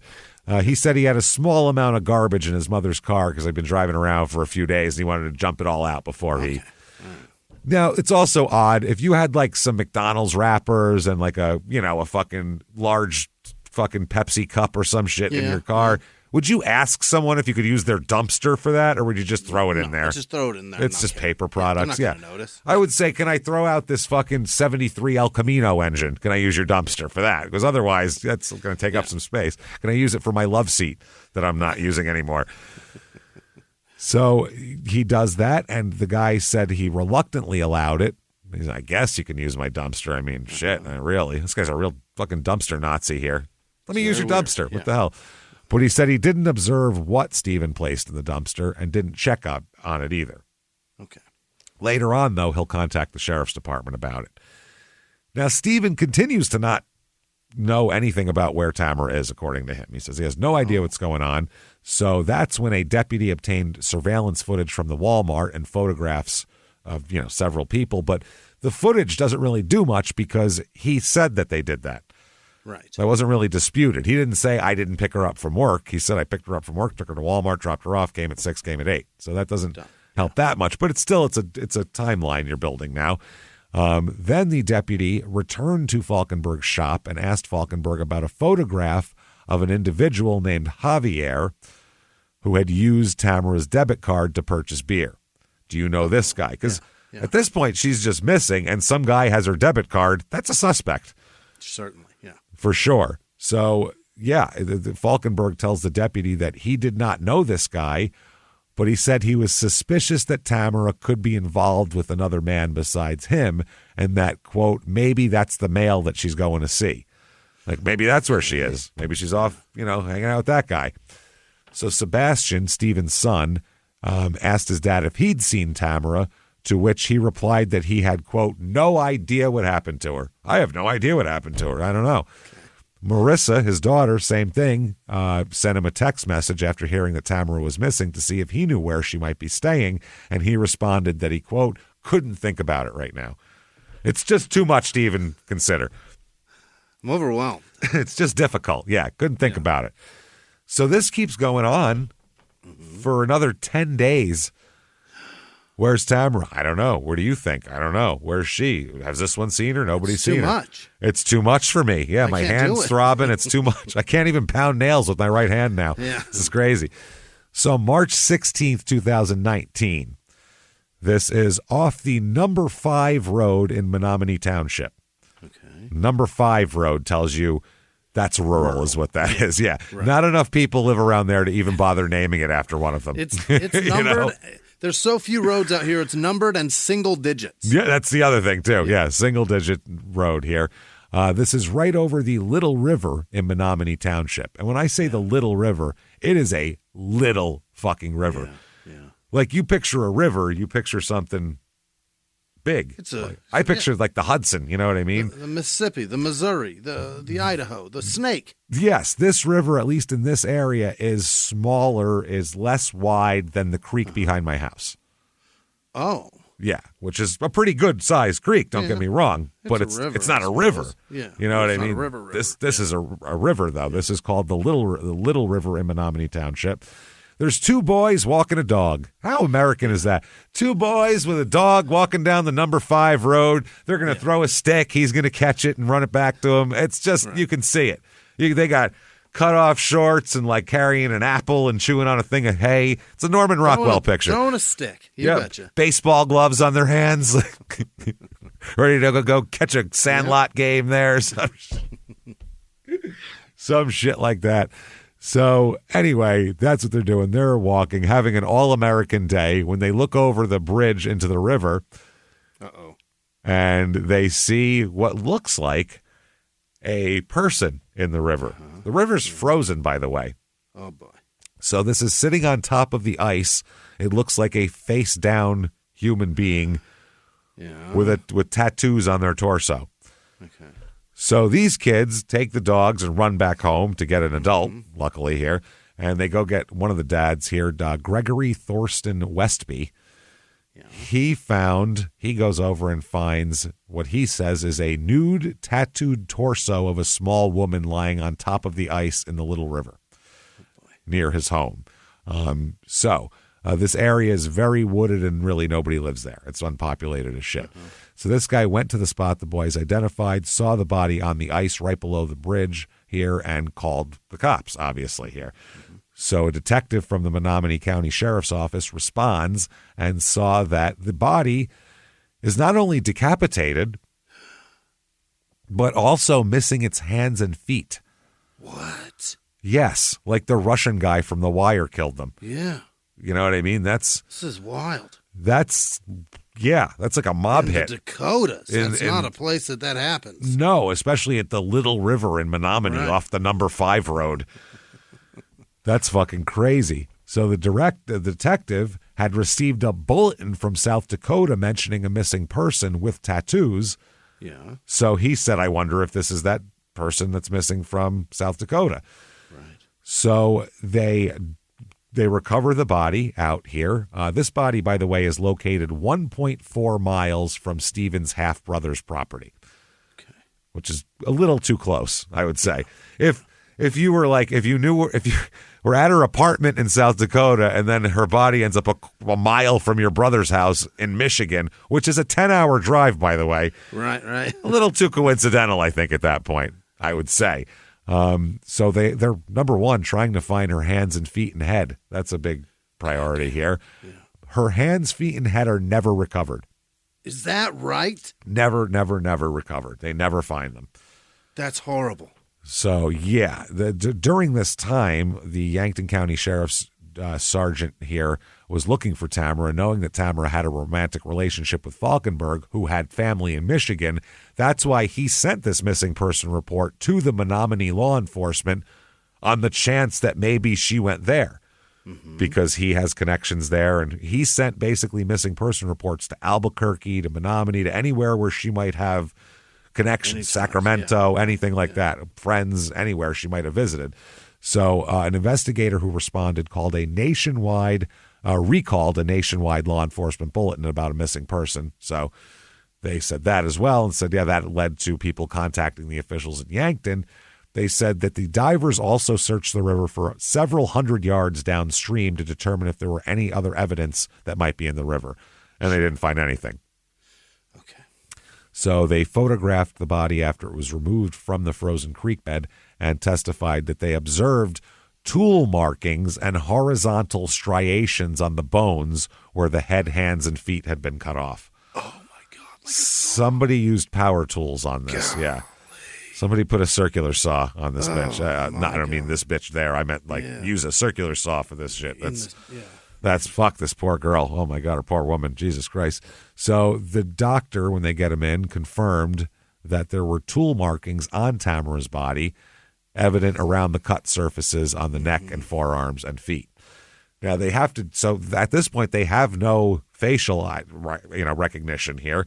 They have no fingerprints to run. So luckily, tattoos are a really good form of kind of identification at this point. A lot of people are being identified by tattoos, and this helps a lot.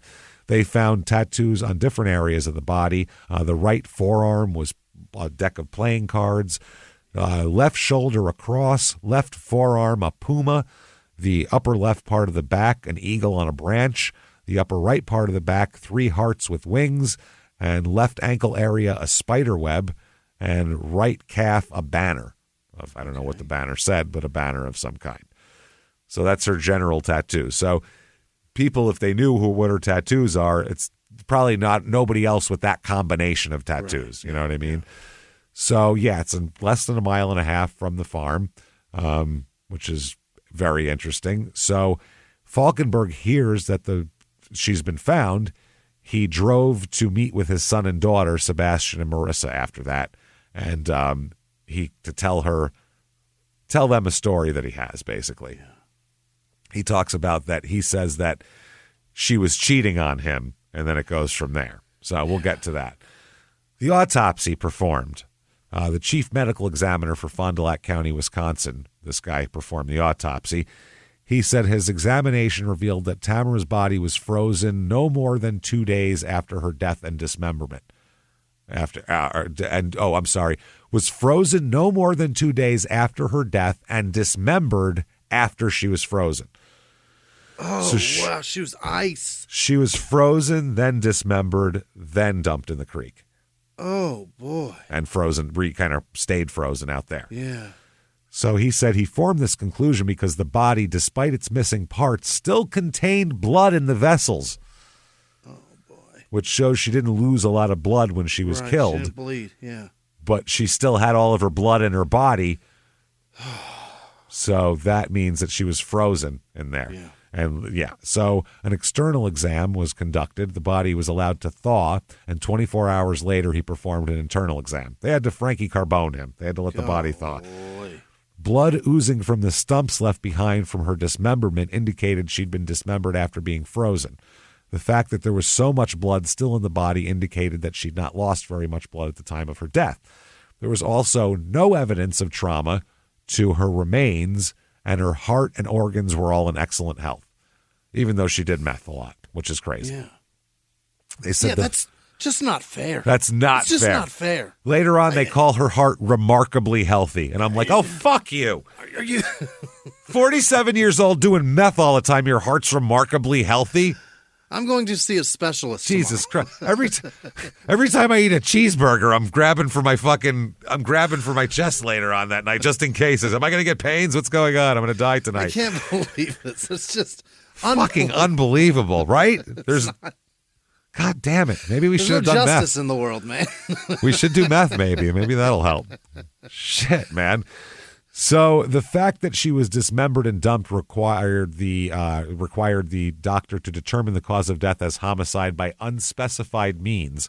But I have no idea how she died. Must have been something done to her head, because I don't have that, and everything else is fine.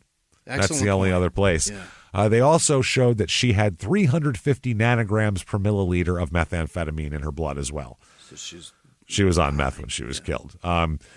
So she probably heard she didn't have to test that day, and that was that. Got after it, sure. So the same day that the body was found, that's when Falkenberg called his son Sebastian to arrange a meeting with Sebastian and Marissa at Marissa's house around 10 p.m. Mm-hmm. During the meeting, he explained he needed to go to Michigan to talk to the cops, but I wanted to talk to you first, he says. Listen, you're the kids, wanted to talk to you first. So Sebastian said that Stephen told them that he confronted Tamara at her apartment on the morning of March 1st. He said when he arrived, she was dressed up, as he put it. She was dressed up, and there were empty beer cans in the trash. Okay. Now, so she went out last night? His thing is, he asked her if she was cheating on him. Now, meanwhile, she had beer for her. So, I mean, that could have been that. He stated that they had argued during this about him accusing her of cheating, and she got upset about that. So he says that she grabbed a bat and came at him. That's why there was no bats found in her apartment, we found out. So she grabbed a bat, and then he explained how he had to defend himself. So Sebastian said that Stephen told him that Stephen said he pushed Tamara away, just shoved her away, and, quote, she hit the wall and that was it. That was his quote that Stephen said. She hit the wall and that was it, which is a real hard into the wall. That's like a nail. There's nothing we could do. There was nothing we could do. So he said he admitted he pushed her and knowing right away that she was dead. You know how hard you have to push somebody to kill them? Yeah. An adult, healthy person? You got to hear their body break and then crumple to the ground. Fucking meth won't kill her, but no, a one shove does. Wow. Marissa asked, was it self-defense or what the fuck? And he said, yeah, it was self-defense. Tamara got a bat that I was afraid of. I didn't want to get hit by a bat, so I shoved her. And that's what happened.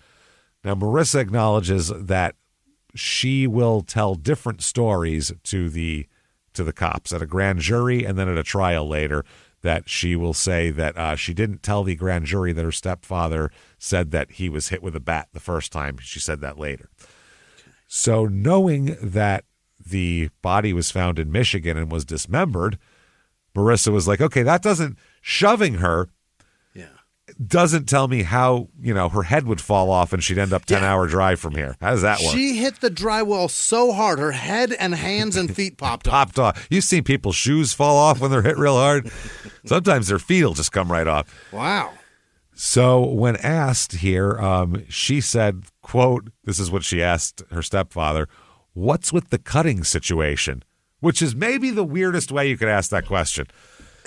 I mean, it's a way to minimize the shit out of it. What's a stranger way to ask that than the cutting situation? Isn't that fucking weird? I guess your inventory. You're trying to be like, to be like tiptoe around it. And that would be just, how do I ask this? What's with the cutting situation happening to body on ice? River woman. Like, you just start saying words. The trimming schedule. Yeah, what are you doing there? And Marissa said that Steven said it involved her identity. So he admitted to her that he dismembered her to try to hide her identity. Keep that away from me. Marissa said, "Well, what did you do with the tools you used? Like, what's going on with that?" And he said that basically just told her that they're gone, just gone. There's nothing they could do. Nothing we could do. So, like Joe Pesci. His answers are just as bizarre as the questions. It's what I mean. They're weird questions, weird answers. So Marissa said that Falkenberg did not know what to do, so he drove around on county roads and then decided to drive to Michigan. He's leaving out freezing someone, then fucking dismembering them. So much. Which is so calculated. Frozen, then dismembered. So, wow. She says that he said that he advised that he had Tamara's body near their farm in Michigan. Marissa states her brother Sebastian had somehow learned that Tamara's body was dismembered. So that's when she brought up the dismemberment. And, she said that she didn't know how Sebastian knew that Tamara had been dismembered, but he knew. So Marissa advised Falkenberg told her that he got rid of the tools and that he wore gloves when he dismembered Tamara. So he's just spilling it all. Tools are gone. Yeah, it's like, I don't want you to hear this on the news. So check this out. I killed my girlfriend and fucking cut her up. So there's that. Accident, though. Sorry. Wow. Okay. March 18th, 2019 here. They do a full search warrant of Tamara's apartment and find this is when they find this. The initial search, they didn't do this, but when they go through it with luminol and shit, they find what is later determined to be Tamara's blood on the west wall of the entryway of the apartment. Oh, boy. They find some blood spatter. So that's not great, obviously. So they're going to go ahead and arrest Steven here. Doesn't matter what he says he did. He cut a woman up after he killed her. There's a splash in your place. Not great. So the chief assistant prosecutor in Menominee County said that the charges against him have not been filed in Michigan because they were like, oh, here? He's like, no, we sent him away. He said it's believed that the murder occurred in South Dakota, so that's where the prosecution for the crime will take place. He said, we're still conducting a very thorough and elaborate investigation here, and if at some point additional charges are warranted here, those will be evaluated and pursued. And that's the other thing, because like disposal of a corpse is another charge, but can you charge that in South Dakota if it's a continuation of that crime, or do you have to charge that in Michigan? Yeah, because he crossed the state line with a dead body. Yeah. Which should be illegal anyway. No bringing corpses in your trunk in our state. That would probably help. States do that. You can be able to get a guy. I don't even like when somebody dies in a state and all the family plot is in another and they fly it back home. That gives me the heebie-jeebies. And I know that they do that shit with commercial flights. So sometimes, James, when we're flying places, there's a dead body on board. Oh, yeah. No, my grandmother flew all the way from Arizona to here. Don't like it. But what's the other option? Be buried in fucking Arizona? God damn it. Please. Put her ass on a train. I don't know. I don't like I'm saying this publicly. I don't really care what you do with me when I die, but do not bury me in Arizona. That's all I ask. I'll be so miserable. I hate it so much. The fucking dry and the dirt. I can't do it. Termites getting into me. No, can't do it. I don't know. I don't know what the answer is, but I don't like traveling. Maybe they should just put it on like a train. You know what I mean? But that would take like days. That's the problem. By the time it gets there, it might be no good anymore. Grandma's a bit gamey. Sorry about that. Jesus. Blame It's Amtrak. weird, though. I don't know. Yeah, I don't know, man. They should pick up the pace. Wisman didn't want her on the Delta flight. That's what it is. Wisman didn't want her on the 215 to fucking on the 215 to Detroit. So, guess what? Sorry. So, yeah, the officials encouraged Menominee area citizens to be on the lookout for anything suspicious, like a head or a random foot or anything like that parts, you see. Holy shit. Yeah, they said that they're vigilant right now, but the whole body has not been recovered. Falkenberg is arrested and charged with a complaint of second-degree murder here right away. Yeah. South Dakota Highway Patrol trooper here, who was also a volunteer cadaver dog handler with the Brookings County Canine Search and Rescue Team, had his certified dog Ninja, that's the dog's name, perform a free air sniff of Falkenberg's truck, which just sounds like a fun time for a dog.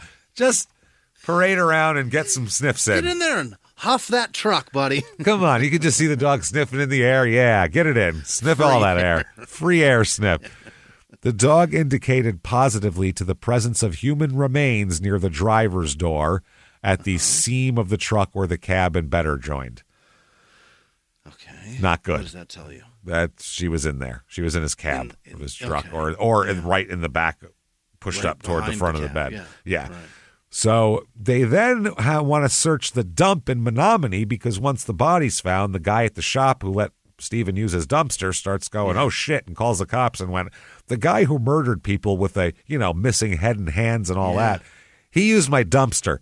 Yeah. Let's hope the head wasn't in there. He said he had a little bit of litter. I don't like that's that. Yeah. Oh, boy. More than a little bit. So the detectives and other law enforcement officers conduct a 2-day search of the local landfill in Menominee. Oh, gross. 2 days. They end up recovering. They actually find this shit. Can you believe that? They find that grid system that they have set up. It's pretty incredible. It's really amazing. It's wild. So they recover several pieces of clothing, including a yellow and gray Columbia coat that belonged to her, a black sequined hat, white pants, and a Harley Davidson shirt. Her head's in there too. We don't know. Tamara's friend Jennifer said that she occasionally sold Tamara clothing, and that was her stuff. She identified the Columbia coat and the Harley shirt as items she sold to Tamara. Wow. Tamara's daughter, as well, Sydney, said that she was with her mother when she bought the black sequin hat from a thrift store and that the white pants were similar to a pair her mother wore. This woman leads the most fucking impossible life to track. She's buying shit from friends, thrift stores, no cell phone. No tower data, no social media presence. It's crazy. You're a murderer's dream, lady. She is. She is the only person that can disappear and left in the country. There's one thing that will forever change the way you sleep, and it's the softest 100% organic cotton sheets from Boll & Branch. You'll fall asleep faster, wrapped in the most luxurious comfort. You'll never sleep hot again. With sheets that feel breathable to sleep in, you'll experience the purest softness on night one and feel your sheets get even softer with every wash. Discover the difference with 15% off your first set of sheets at bollandbranch.com with code WONDERY15. Exclusions apply. See site for details.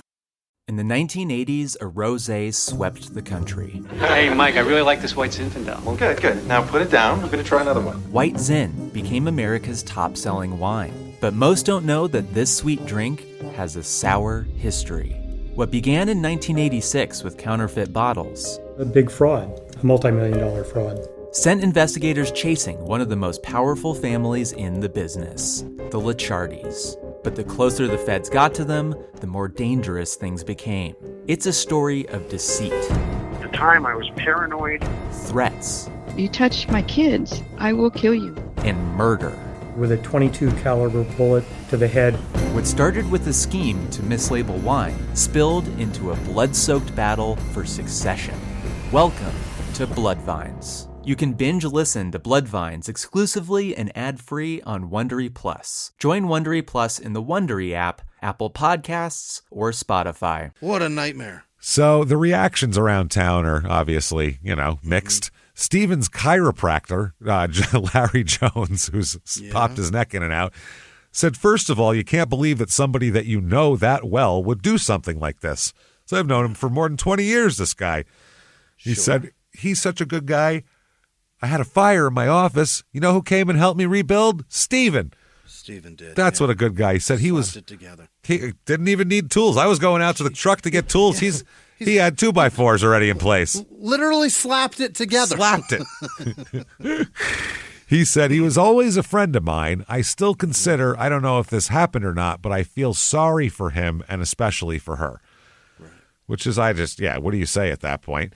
Holy shit, the officials here, who is this? This is one of the prosecutors said, quote, there have been some frankly gory details that have been released in this case, and I think it's important to remember that there's a human aspect to this case, too.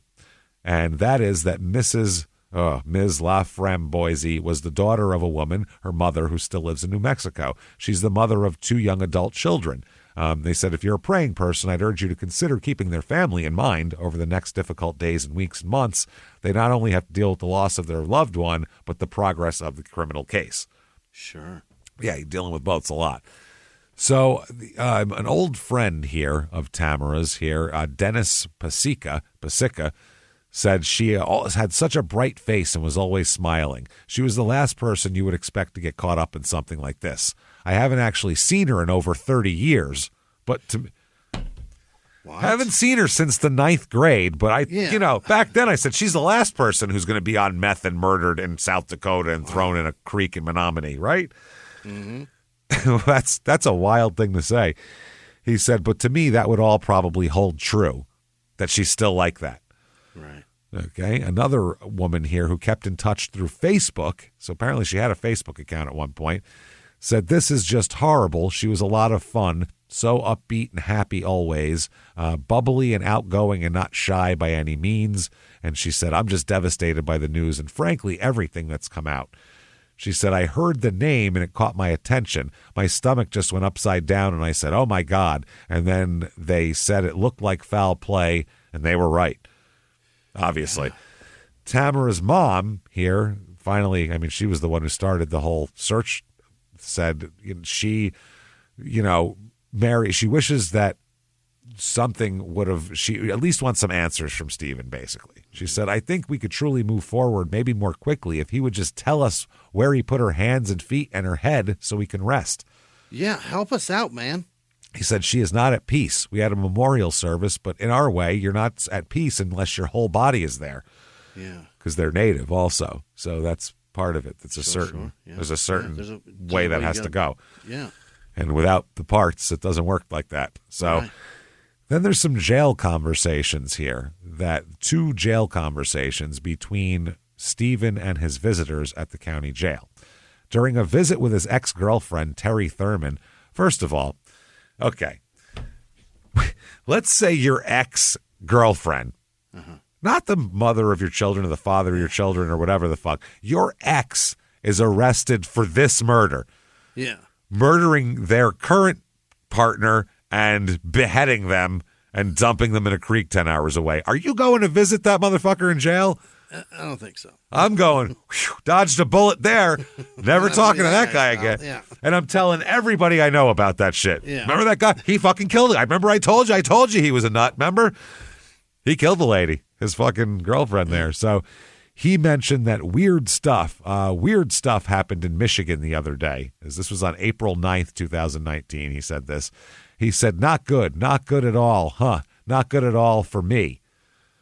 So that's what he said. He said that the following day he told 2 friends during a jail visit that they're doing some weird stuff in Michigan. Oh, we don't talk about it, but it's not good. That's when they were doing autopsies and finding the causes of death and all that kind of shit. Yeah. It's not good because they were finding evidence against him. Yeah, it's terrible. Fucking awful. So it's wild. One person said here, person who came to get a look at this guy in court, because they bring Steven in to be arraigned and everything. So people want to just go in and catch a gander at him. Who would do this?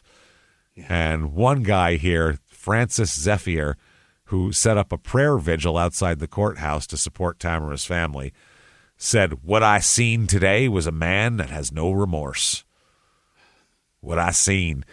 Said, "I always think when you walk into a courtroom, you'll see what a monster looks like." He said, that's fucking wild. He said, "It's difficult as a man and a father when you can't do anything. Right now, I'm holding back because I don't want to cry, but in my heart, it hurts real bad." That's another friend of the family. The prayer vigil person said, "Her mother deserves to bury her daughter whole. And her head, as a woman, as a mother, I just couldn't imagine." Her head's missing. So he said, what that guy did there, that did nothing for humanity. Nothing for humanity. What that guy did there. What that guy did there, beheading a woman, did nothing for humanity, like he expected it to. Like he's like, society's ills will be over now, right? Shit. Damn it. So they end up seating, they bring in over 200 prospective jurors they have to interview to try to get a jury that's not tainted, because this is a big deal around here. This doesn't happen often around here. 200. Yeah, so they ended up getting finally 13 jurors out of the 200 that they could live with. Bad. Yeah. So that's only one alternate, though. That's rough. So they're going to proceed, though, with 13 jurors. They said, fuck it. Yeah. Trial comes up here. Okay. The prosecution is going to call 26 witnesses to the stand, including forensic pathologists, orthopedic hand surgeons, talking about what happened to his hand possibly, cops, everything else. They present evidence showing that Falkenberg was the last person to have contact with him, with her, and that evidence regarding his actions after his or her disappearance, going to fucking Menominee, which is where the body was found, all that good shit there. Sure. So during the opening, the prosecutor, Douglas Barnett, he talks to the jury, and he says that the night she was killed, there were two people present. One is dead, and the other has engaged in a pattern of lying and deceit. Not good for him. Says that, he thinks that he placed the body in the bed of his Ford F-250, covered the bed, and drove to his brother's house in Menominee.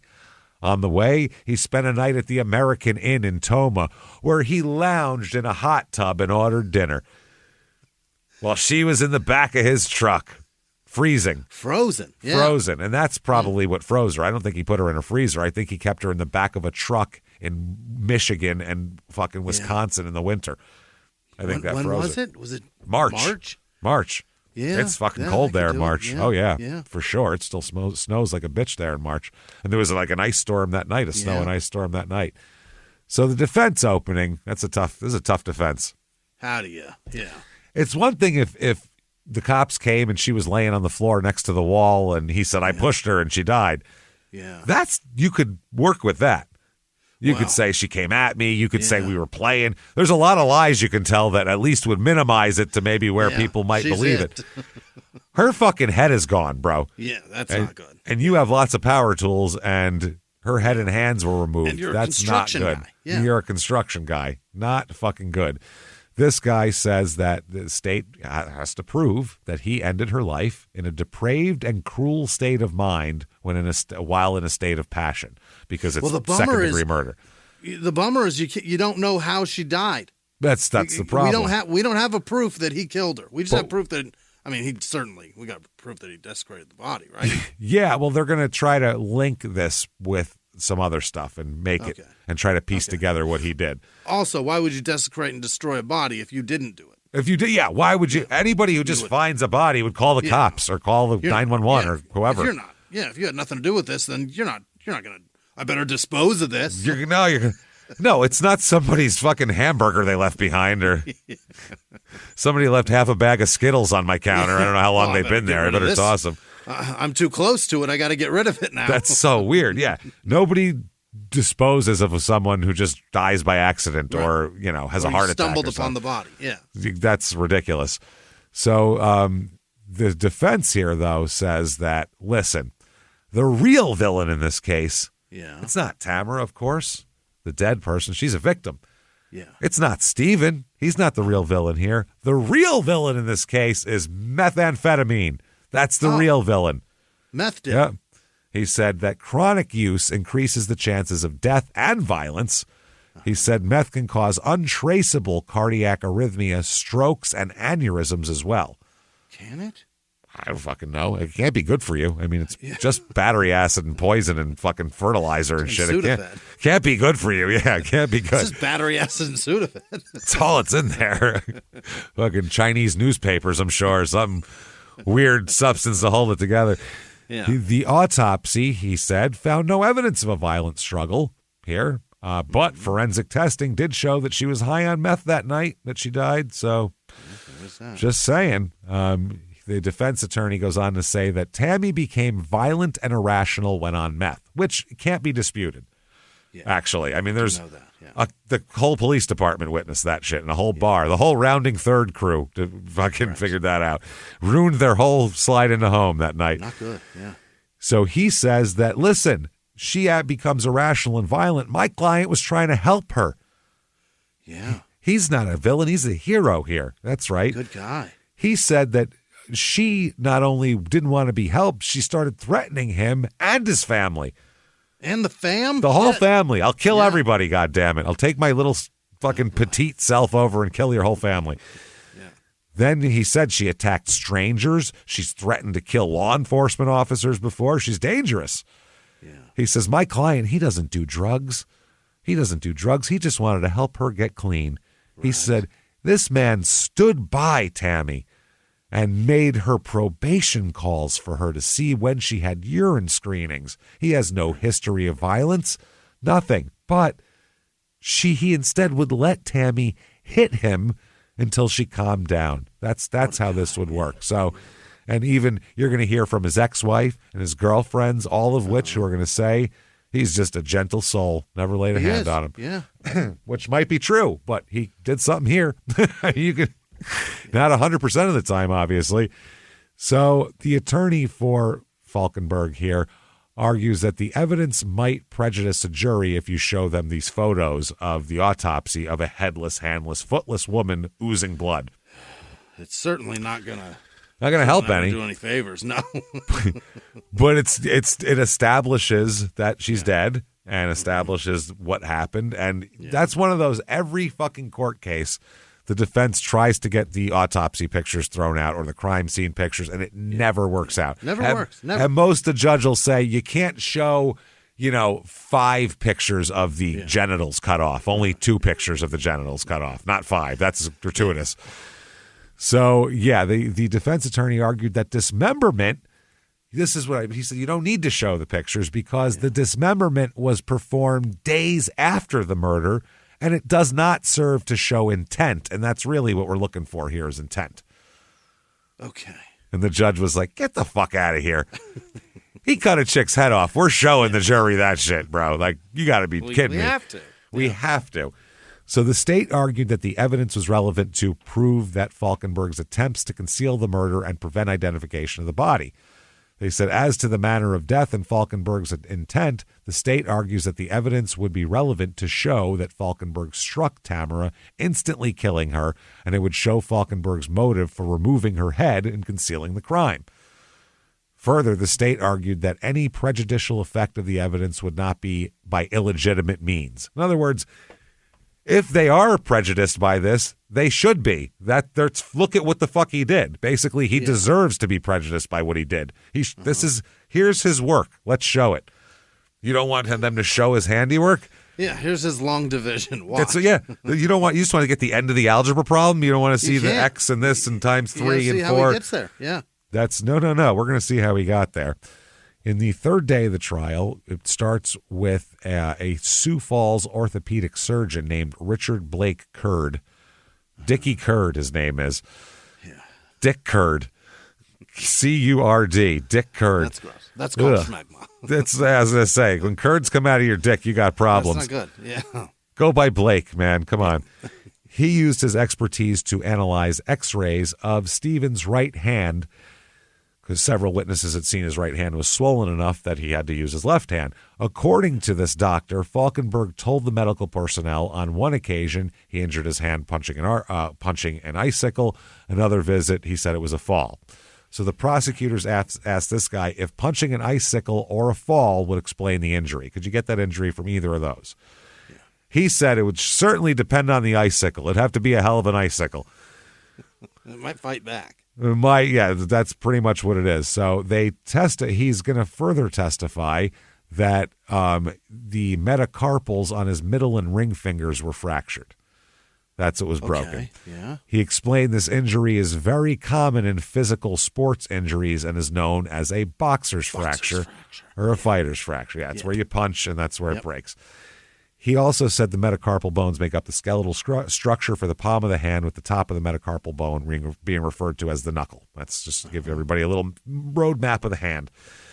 So he says when describing how the two middle metacarpals could fracture this way, he explained that the injury was consistent with a fist impacting a stationary, solid object, such as a jaw, cheekbone, chin, or forehead.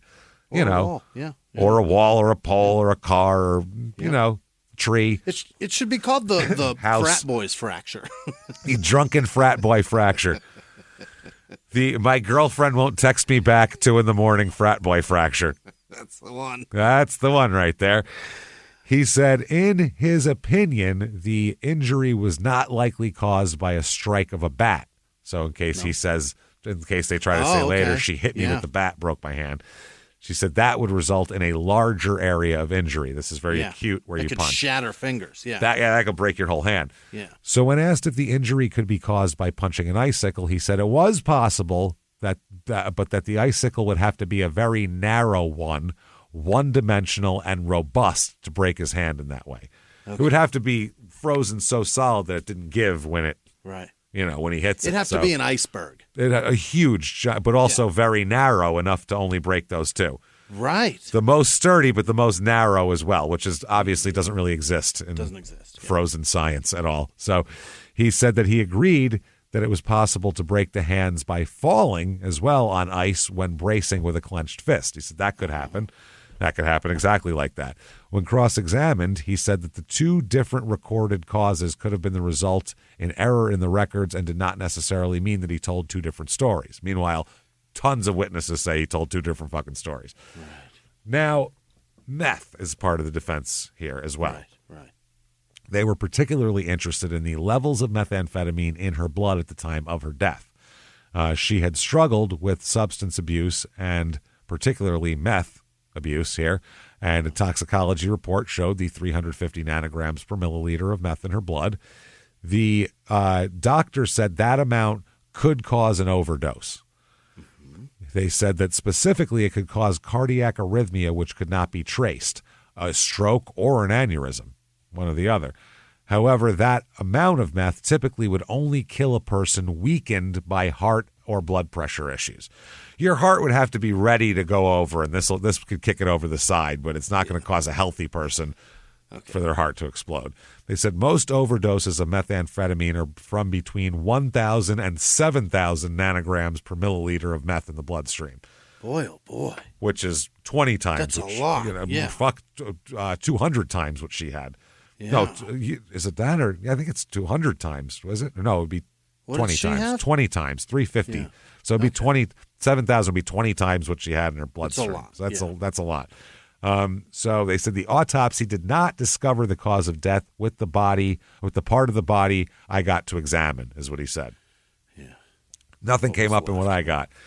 So when asked if methamphetamine in her system could result in death, he said levels this low generally are not fatal unless they have a vulnerable heart. And her heart was, quote, incredibly healthy. I'm fucking distraught. God damn it. I mean, not that I want her heart to be shitty, but I want to have a better heart than someone who smokes meth all the time or shoots meth all the time. That's all. Is that a lot to ask? Consistent intravenous methamphetamine use. And the lifestyle that comes along with that. And the lifestyle that comes along with that. You know what I mean? That's... it's not fair. That is a lot. Asked if having the head or other missing body parts would have aided in determining if a stroke or aneurysm had caused her death, he said, would have helped. Yeah. Can't hurt. You give me the head, you can't hurt. Like, I can figure out a lot more if I have a head. The defense continued with witnesses who showed that that Tammy was on probation for her drug use and had violated that probation more than once as well. Right. So they're trying to say she's wild and capable of anything because she's on meth. Sure, yeah. Which is kind of like the West Memphis 3 as long as they're satanic, they're capable of anything. Yeah. Like the Eccles and Baldwin trial, they had no evidence. They're just like, they're satanic. They could have done this. Those are the type of people that would do this. Love the devil. Yeah. They're like, okay, this is kind of the same thing. She's on meth. Anything's possible. Yeah. Let's see if that muddies the water. They also send in both sets of kids, his kids, her kids. Okay. All four were asked about the mention or presence of a baseball bat, which she had claimed that she attacked with. Both of her kids, Tammy's kids, said that there was no bat in her apartment. Okay. Not one. None. She didn't know a bat. Yeah, and Sebastian said his father didn't mention a baseball bat during the time they met with him on March 16th. And Marissa said she couldn't recall if her father said anything about being hit with a bat, but that self-defense was brought up. They're trying to not put him in worse, basically. Mm-hmm. Now, the defense case here, he's not going to testify. No? No. He's got brain damage and a fucked up head. You're not sending him up there on the fucking stand. You get a guy in a nice suit to speak for him, you know? Yeah. Well, but then again, you might want to put him up there just so he doesn't sound like a monster, so he looks like a person. Maybe. Yeah. But then again, they're going to go through his whole thing. Well, when did you cut her up? When did you decide to cut her up? When was this? Yeah, they'll probably let him go on the self-defense. Okay. Then get real deep into, so as you're sawing her head off, what's happening then? Right. So a doctor, a forensic pathologist, testified he thinks Tamara died while in the beginning phase of acute methamphetamine intoxication and was under the influence at the time of her death. It's medical testimony. Because Tamara had meth in her system, he could not rule out a cardiac arrhythmia, stroke, or brain aneurysm as cause of death. However, this doctor ultimately agreed with the first doctor's conclusion that the cause of death was likely homicide by an unknown case, but pointed out that not all homicides were criminal acts, such as in the case of a killing that occurs when a person acts in self-defense. This doctor is worth every cent of his hourly wage. He's even so far, yeah. He's not just defending the shit that he's supposed to be defending. He's jumping to other shit. I mean, not all homicides are murder. You know what I mean? It could be a fine one. Wow. They bring in a defense psychiatrist who advances the theory that Falkenberg panicked after the death and because of his prior brain injury was unable to consider options to summon aid and instead threw her car in a truck, covered the truck bed, drove her to Michigan, dismembered her, and disposed of her. He could put that together in his head, but he couldn't put together 911 or even go outside and yell, help, none of that shit. Or a friend's number, anything. Nothing. Didn't think, post it on Facebook, something, just fucking say something. He instead, they said, couldn't put those things together in his head and make a plan, but he could make a plan to do all the other shit, right? Which is wild here. This guy said he interviewed Falkenberg, performed a number of neuropsychological tests, and spoke with those who knew him, and he, including family members, and reviewed his medical records from the treatment he received after his car wreck as well. Right. He testified that the 1993 brain injury caused massive trauma to his frontal lobe, which impaired his ability to, quote, multitask, think of alternatives, anticipate consequences, and his ability to problem solve. So, although he was capable of managing his own construction company, the doctor also said that his impairment would worsen with age and would be more pronounced when under stressful situations. How bad was this brain injury? Oh, when you see his face, it's fucking bad. Really? You can see it. His eye is over here. It had to be bad. If a fucking injury, all over your face, if an injury relocates your eyeball to a place it shouldn't be, that's got to be bad, I would think, right? Looks like his skull was broken, frontal lobe damage. That's not good, man. Look on our social media. It is wild. So the court instructs the jury. Now we're at jury instructions. This is kind of important in a case like this because what the jury is instructed on is very, that matters a lot because if they're instructed to ignore this or put particular emphasis on this or this doesn't count as that, that's what it is. So the judge says the concealment by the defendant does not create a presumption of guilt. Basically saying just because he dismembered her and threw her away doesn't mean you can say he's guilty of murder. But he said, if you find that the defendant dismembered the body of Tamara or disposed of the tools and Tamara's clothing, this evidence may be considered by you as a circumstance tending to prove his consciousness of guilt. So you can use that, but just not directly. It has to be in a roundabout way. His consciousness of guilt, which would mean that's his mindset, his depraved manner of thinking and all that shit. Sure. He said, you're not required to do so.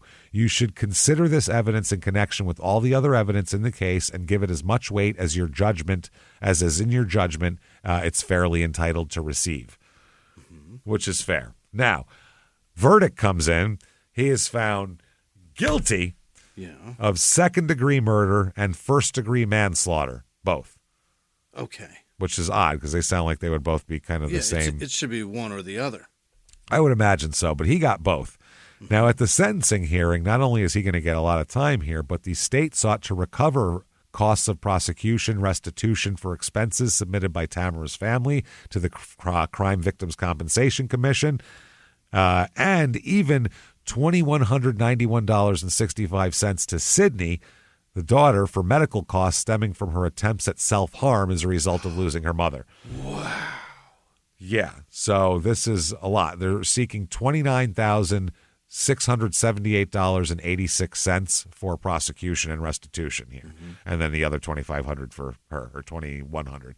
So in support of these requests, the state provided the court with receipts for prosecution costs and documentation from the commission reflecting that it had awarded compensation for expenses of $4,856.14 for funeral costs and $720 for transportation costs for Ron, contingent on submission of mileage compensation forms for her son, and approval for 18 mental health sessions for Sydney, contingent upon receipt of documentation from the provider with a set deadline of January 13th, 2021.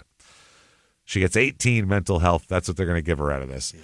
Hope you can fix it in 18 sessions, my darling. Once a month for a year and a half. That's it. And then you're on your own. Better be all fixed up by then. The state also submitted a document detailing a total restitution request for the Crime Victims Compensation Fund of $7,625.10, which included the $4,866.14 and the $720 amounts awarded by the commission, as well as $1,480.96 request for a headstone and $586 counseling bill for Sydney. The state did not provide receipts or documentation supporting these two latter amounts. Just said that's what it cost. We need it. The court then denied the objections of Falkenberg and awarded costs of prosecution and $2,195 to Sydney. Although not requested by the state, the court also ordered Falkenberg to reimburse the Crime Victims Compensation Fund up to $15,000 for expenses awarded on claims submitted by the family, and an additional restitution of up to $40,000 directly to Tamara's children or mother if they incurred counseling or medical expenses attributable to her death. So the state didn't even ask for that. The judge is just given that. They're just throwing money all over the place and telling him to pay it. Tell him to pay it, which when you hear a sentence, I don't know how he's supposed to figure that out. Regarding the amounts ordered, the court said if there's any dispute, Mr. Falkenberg will have the right to a hearing after review of any documentation submitted in support of those requests. Okay. They said the defendant, Stephen Robert Falkenberg, shall pay restitution to the Yankton County Clerk of Court's office in the total amount of $29,678.86. Wow. And then they break down the reimbursements here. It's not subject. They said the $29,678.86 is, and the $2,100 for Sydney is not subject to further hearings, as the court ordered those amounts to be paid. So you can't appeal that. Right. You can appeal the other shit, but not that. Okay. And they also, bring his kids up there to say he's a nice guy. All the people that he knows to say he's a nonviolent man. He's a nice man. He's calm. Tamara would freak out, and he would calm her down. All that kind of shit. Okay. The judge says, you, sir, may fuck off, life in prison without parole. Don't give a fuck how much you calmed people down. Don't give a fuck how nice you are. Yeah. You were very not nice on this one day. Found a day you were not. He's like, but every other day I'm a good guy. Yeah. What's up with that, man? You should let me go. So reactions here, the prosecutor said this was a horrific crime. I'm glad we could get justice for the family and keep South Dakota safe by taking this violent killer off the streets. You fucking asshole. You couldn't. See what I mean? That shit annoys me. Yeah. That shit annoys. It's one thing to say this is a horrible crime. He's a fucking monster for what he did to him. I'm glad he's going to go away now because you can't kill people like that. Right. This guy made it sound like he was walking the streets, drooling, looking for your children. Slobbering. Yeah. Yeah, unless your children got on meth and got in an argument with him when he accused them of cheating on her. I don't think he was going to fucking do anything to anybody else, probably. But you can't do this to anybody is the point. Right. Tammy's mom said somewhat of a relief, but at the same time it was bittersweet, and it didn't bring my daughter back. I hope you didn't expect it to, because it's not gonna.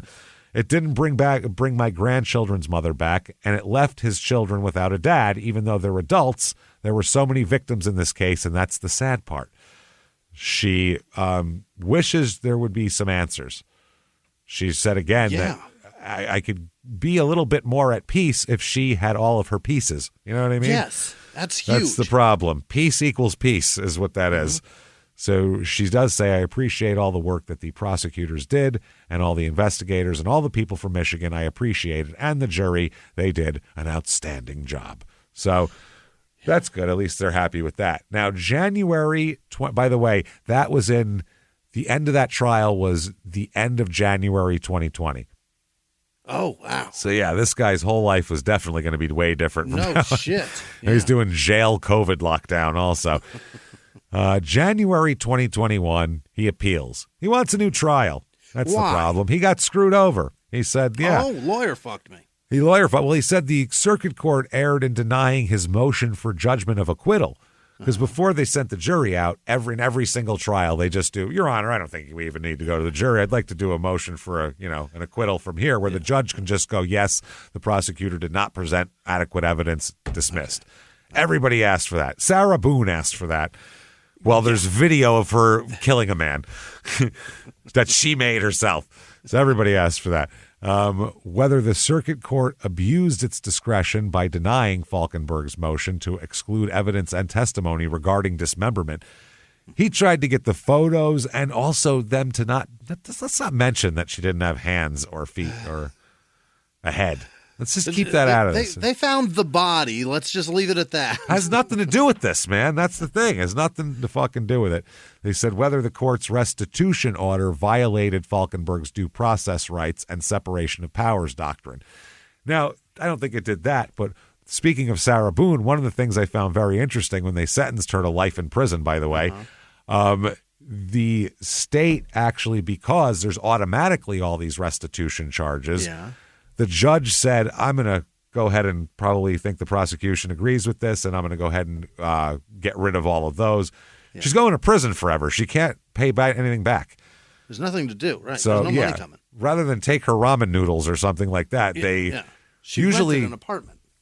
Usually when you get life in prison, they will wipe the restitution away because unless you're like a person who has a big war chest of money, which how many murderers have that? So not a lot. Very rare. Yeah. So exactly. They usually fucking OJ would have had some cash they could have dealt with, but other than that, it wouldn't have worked. So he says that the prosecutor at trial focused on the dismemberment, even though it occurred in a different state and after the victim was dead. So what? I don't give a fuck if it happened on Mars a year from now. You cut a lady's head off. Right. That's why to cut your girlfriend's head off is a certain. The only reason it was in another state was because it was a place he was familiar with. Otherwise, if that boundary, that geographical boundary had been in South Dakota, line. It would have been there anyway. Yeah, he drove her over there. It's different. Right. Everybody would just kill someone and go do something somewhere else then. That's not how you do that shit. Yeah. He said that they kept using the words cut, chop, sever, amputate, decapitate, dismember. Yeah, good vocabulary. They got the thesaurus out and fucking went to town. Those are the things that happened. Yep, went through the thesaurus and really worked it out. So they said that this catches the attention of people when it's being used throughout the trial. It's all they think about. He said words that by their very utterance elicit a visceral, emotional reaction in a listener. Sure. You know how he could have avoided that was not dismember a human being. Yeah. You could just leave her head attached to her. Those things happening to anybody makes us fearful. Yeah. Nobody wants that to happen to them. He's like, can you believe they're calling me out on this shit? What the fuck? She was dead. She didn't feel it. Wow. His lawyer admits that Falkenberg caused his girlfriend's death in Yankton County and that he took her body to his family's farm in Michigan, where he then cut off her head, hands, and feet before dumping her in a creek. Okay. So we don't know. If there's pigs on that farm, those head, hands, and feet could be long gone. You know what I mean? Oh, boy. But this guy also, the lawyer also said that Falkenberg pushed the victim during an argument and she hit the wall and died. These circumstances might add up to manslaughter, but not second-degree murder. He said that the state emphasized the dismemberment that occurred days later in a different jurisdiction, and by doing so, indicated Falkenberg had a depraved mind, an element of second-degree murder. You'd have to have some kind of depraved something to dismember your girlfriend. That's a lot. Yeah. After there was blood spilled in the apartment, they found a splash. So he hit her. He hit her head really fucking hard with something. The theory is he punched her so fucking hard he killed her in one shot. He wow. fucking punched her because that's the one punch thing. So he said it's probably one shot, hit her so fucking hard. I mean, he can pound nails in with his hands. Yeah. Hit her so hard. She's a little petite woman. Probably broke her skull probably. Wow. Fucking killed her. Very easy to kill someone with a punch if you're big and someone small, you know? Yeah. I saw Brain Smasher. It's possible. There you go. It's possible. Remember when Dice Clay did it? Yes. I do. That scene of the little Asian man with the fist imprint in his eyes. Oh, God, is yeah. so That was stupid. funny. So prosecutors say that Falkenberg did give his victim more than a shove. The attorney general says the defendant shoved Tammy against the wall and punched her in the face so hard he fractured his hand in 2 places. He also says Falkenberg later told some people he had punched an icicle and others he fell on ice, but the prosecutor says that his broken fingers resembled a boxer's fracture. His injury was most consistent with a strike to the chin, cheekbone, or eye socket, is what the doctor said, quote unquote. They said later in the same day, he loaded up the body into a truck and drove 600 miles, part of the time in a blizzard, to get to Michigan. That's what happened. That's how she froze. That's how she froze, yeah, in a blizzard. God damn. He only stopped at the hotel because it was so shitty out. It was icy and shitty. So he's like, I'll just have a hot tub soak. I'll have a hot tub and a domino. And some dominoes. Wow. They say that his actions were a continuous course of conduct, and his attempt to conceal his crimes indicates he had a guilty conscience. Now, the depraved mind thing, he's charged with the second-degree murder. The statute is this: homicide is murder in the second degree if perpetrated by an act imminently dangerous to others and evincing a depraved mind without regard for human life, although without any predetermined design or premeditated design to affect the death of any particular person, including an unborn child. They say in order to successfully prosecute a suspect for murder under this statute, the prosecution must prove that the defendant's conduct established that he was acting with a depraved mind. Right. This means involves less culpability than the element of premeditation required for first-degree murder. Falkenberg contends that there's insufficient evidence exists to support the jury's verdict that he killed Tamara with a depraved mind.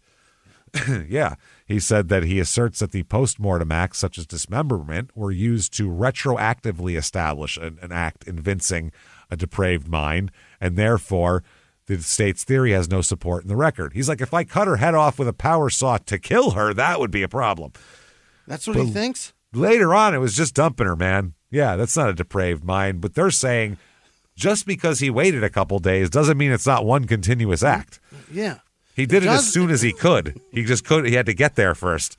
To go back to the body and do worse is, I think, worse. It's fucking worse. Absolutely. Yes. It's way worse to do that. To do more. Goddamn, man. Holy fucking shit. That's crazy. In Falkenberg's view, his conviction hinged on exploiting the dismemberment. You don't really have to exploit dismemberment. It's right there. It's done. And the jury was encouraged to conclude that anyone who could dismember a body despite such an act indisputably occurring post-mortem days later without any connection to the cause of death must have had a depraved mind.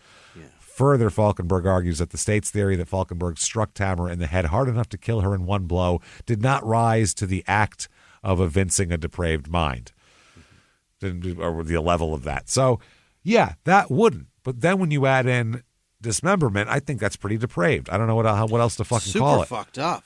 Yeah, they said if a person is able to act with a lack of regard for the life of another, then that person can be convicted of second-degree murder. They said that the court instructed the jury, in this other case, it's precedent, that dangerous to others as often as used in the crime of second-degree murder meant as an act which was inherently dangerous that puts the lives of others in jeopardy. You know, like punching a small woman in the face. The jury was further informed that in evaluating the evidence of depravity, it could consider not only the conduct itself, but the circumstances of its commission. They said the state relies on the direct and circumstantial evidence that Falkenberg struck the fatal blow to Tamara's body without regard for her life. Falkenberg was 6 feet tall, physically powerful construction worker with hands so strong he used them as a hammer. That's what it says in the thing, literally. Tamara was a small, petite woman. Falkenberg admitted to his children that he pushed her and knew right away she was dead. He Lennied her totally. This is like, that's what his story is. I threw a Lenny at her. Like, that's crazy.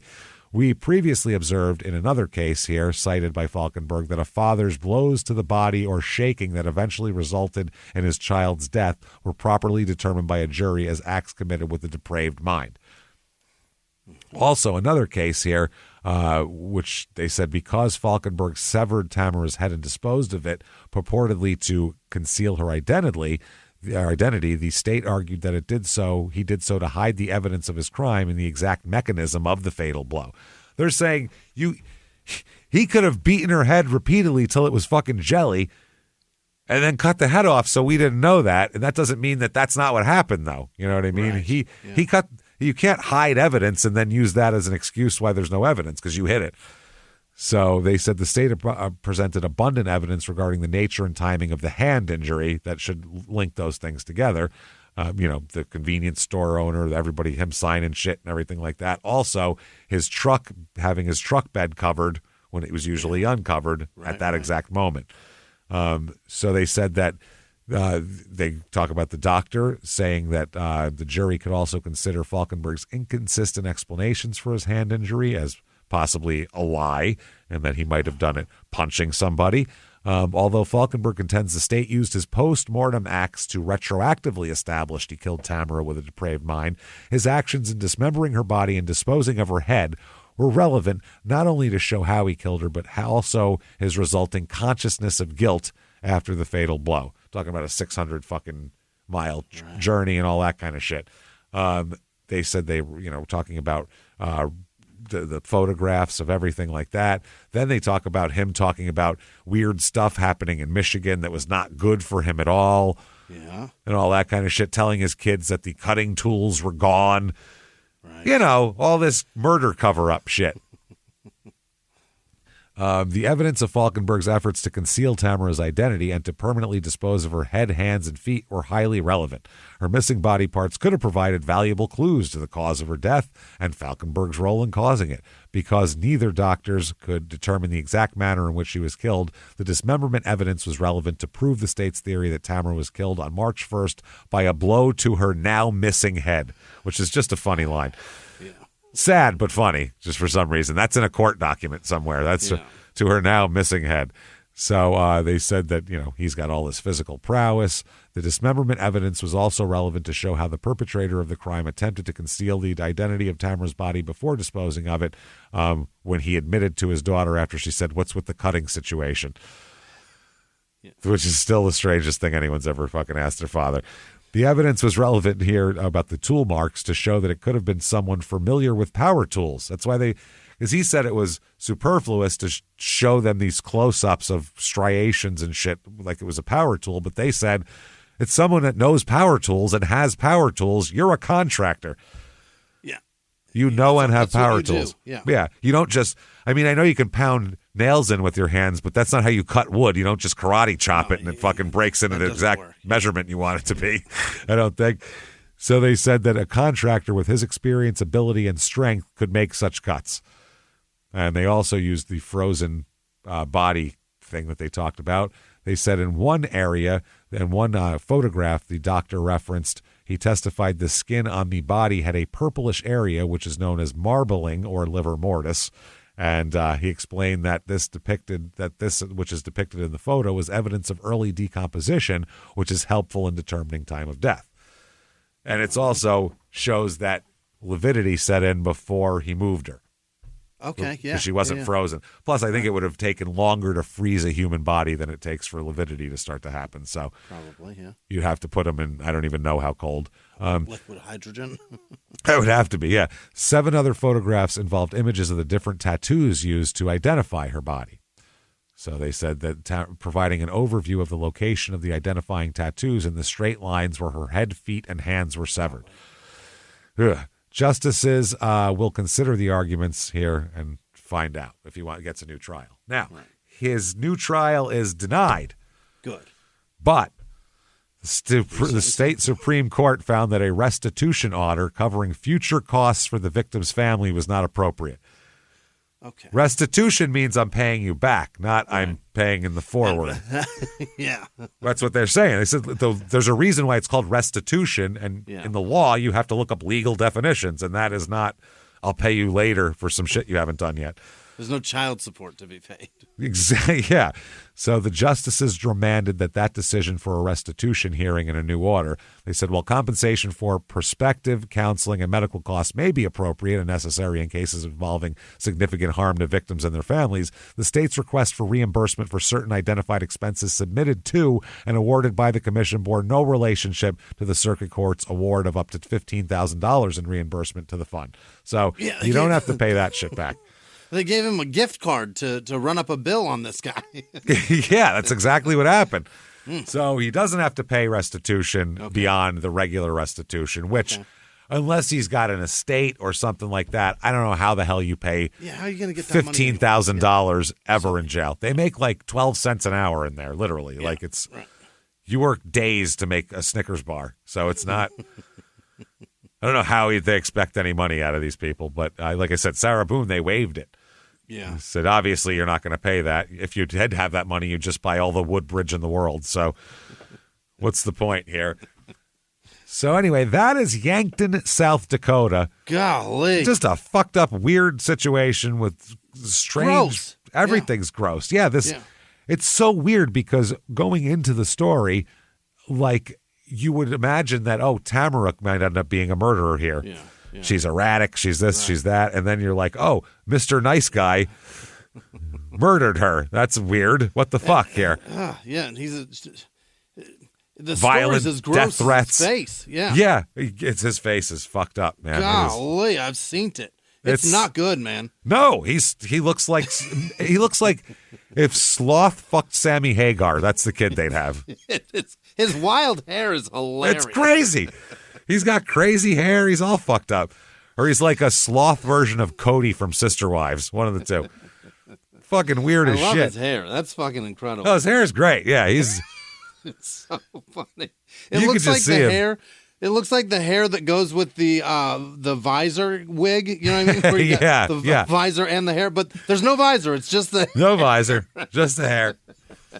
He's a wild-looking cat. People are going to want to see that picture on social media. It's amazing. So definitely follow us on social media. You can do that at Small Town Murder on Instagram, Small Town Pod on Facebook.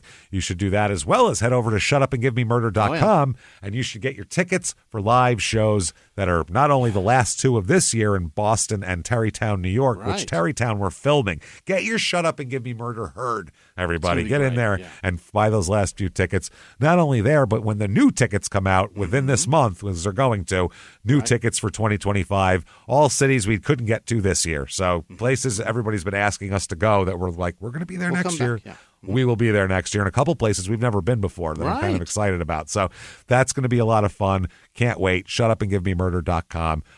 That's it to sell is tickets and also merchandise on there. Yeah. You definitely want to get Patreon. Yeah, there it is. You need Patreon is what you need. First of all, listen to Crime and Sports and listen to your stupid opinions. And when you're done with all that, get Patreon too. You bet. Patreon.com/crime-in-sports. And I guess I should spell it out every once in a while. patreon.com/crime-in-sports. Not on sports, not and sports. Crime in sports. And you can get anybody $5 a month or above can get a giant ass load of bonus episodes, back catalog. Hundreds and hundreds that you're going to get immediately. And then also new ones every other week, 1 Crime and Sports and 1 Small Town Murder, and you get it all for one low price. This week we're going to talk about, for Crime and Sports, we're going to talk about a United Kingdom soccer sexual abuse scandal that is pretty gross. Think, Penn State, Sandusky overseas. Vile. Yeah, vile English Sandusky's. And then for small town murder, we're going to talk about the lifestyle involved in the cult baby murder trial. Okay. Sure. We're talking about finding young ladies who ran away from home at bus stops and recruiting them to marry you and other women so you can have polygamous relationships and you can drink your own pee every day. It's fucking weird. I'm not even kidding. They explain why you should drink your own pee and use weird medical devices and shit like that. It's goddamn weird. We'll talk all about that. Patreon.com/crime and sports is where you get that. And you get a shout out at the end of the show, which, by the way, happens right now. Jimmy, hit me with the names of the people who would never accidentally kill us and then dismember us. They would be nice enough to just leave us where we lay. Hit me with the names of those people right fucking now. This week's executive producers are Nikki Oss, Elena Zemmel, and her pup Sammy. She lost puppies. Sammy, the poor pup. Puppies. 17. That's a good run. Damn good run. That's a good run. Yeah, Gary Howard, Amy Barton, Amber Drew Snup, Annette Hollywood, Eleanor Consolo, Adam Brewer's brother-in-law, Lucas. Happy birthday, Lucas. And also Stella. You guys are amazing. We can't do this without you. Polish your balls. I love you to death. You're the best. Other producers this week are Peyton Meadows, Liz Vasquez, Rachel Trevathan, Janice Hill, Dawn and Deanna in Minnesota. Melissa with no last name. Justinian Wilsonian 420. Tracy with no last name. Eric Wright, Glennie Red, Todd Usher, Quentin Binkley, Cameron Hughes, Tasha Yarborough, Nick Fricano, not going to work here. Emily with no last name. Les Morcillo, Christine Schultz, Anthony Cicciolone, right? I don't know. Casey Rath, Christopher Nicholas, Quaid Palm, M. West, Maxine Kroll, Jacob Petretta, Maria Cook, Tiffany Gonzalez, Learning DD7767YU. Why would you do that to me?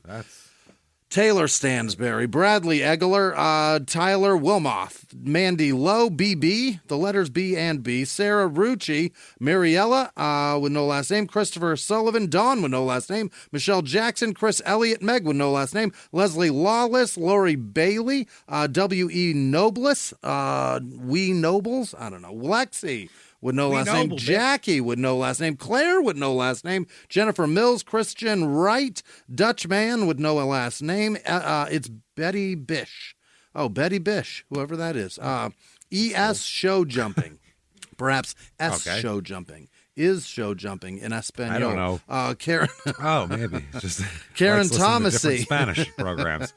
Jared Parnell, Gay Ass Ben, Jabriel Monk. Yabriel, maybe. Ray Trevathan, Tommy Silcox, Kate Davis, Skip Hayford, Kiana Jackson, Cynthia R., Jeremy Cloutier, Kristen Sanchez, Emily Ranger, Jason Cohen, Chelsea Shoemaker, Lamarwin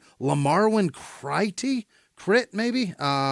Lamarwin, that's a cool name. Lamarwin, I've never heard that before. That's mash. All right. Nadia Richards, Ontic, Ontic. Antique, I don't know. The pipe-wielding dude, 86. The Science Walrus, Bethany LaFontaine, Wendy D., Sarah Colville, Rusty with no last name, Susan Wheeler, Jillian Arena, Jacqueline Yulferts, that's a fascinating way of spelling Jacqueline, Heather Rush, Catherine, it's Karen Hamrock, Courtney. All right, Courtney Sullivan. This is really difficult. Ellis McNeil. I swear it's hard. Eric Seifert, Rodolfo Flores, Cody with no last name, Isabel Franchini, Daniel Lindsay, Rebecca Reardon, Laura with no last name, Dina Sanders. Oh boy, RJ RJ, Elena Tomlinson, Emily Foles, Ruben Kessler, the Cuban wrestler, Kenneth Dobney, Jegan, is this Jen? Jeghn? That's Jen Starwitz, right? Audra Colston, who knows? Pam Bennett, KB Stallings, Jenna Lewis, Daryl Barry, Nick Jacques, Scott Berryman, Michael Walutz, Alicia with no last name, Jace with no last name, Janae Fraley, perhaps Ace's daughter, Darren Jenkins, John Roberts, Scott with no last name, Aaron Schaefer, Dylan Nielsen, Douglas Woodson, Laura Ann Tim, Michelle O'Donnell, Erica Moreno, Cheyenne Hobbs, me S, I think, Lauren Archer, Todd Horse Cochran. Yep. Todd Horse Cochran? Cochran. Got it. Yeah. Immediately, I'm like, well done, Todd, you son of a bitch. Gina Miller, The Duff, Rebecca Boulay, Danielle W., Warren McDonald, Jamie Becker, Benedict Cartson, Angela Connor, Kelsey with no last name, Joe Becerra, Cynthia Pasquale, the Bedola family, Brenda Wegner, Jenny Jones, Krista Lee, like Ashley that played for the Broncos. Owen Eads, Emily Betts, Brooke Horn, Adam Wright, Donna Sweeney, Paula Thomas, Lucy with no last name, TJ Mooney, Monty White, Candace Donahue maybe, Jesse Alicio, Shaylee Brooke, and Amber Blakely, and all of our patrons. You guys are the best. Thank you so much. Thank you so much, everybody. Thank you so much. We appreciate all that you do for us on a goddamn daily basis. You guys are the fucking best, and you're always there for us. Thank you so much. If you want to follow us on social media, easy to do. shutupandgivememurder.com as a drop-down menu that'll take you wherever you need to go. And where you need to go is back here next week. Keep coming back, because we'll be back. And until next week, everybody, it's been our pleasure. Bye.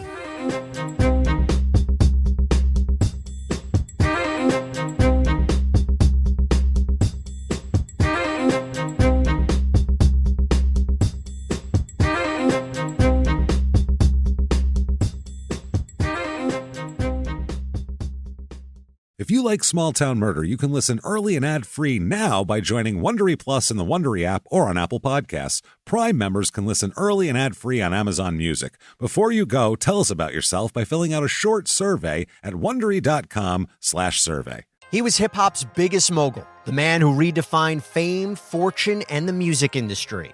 The first male rapper to be honored on the Hollywood Walk of Fame, Sean Diddy Combs.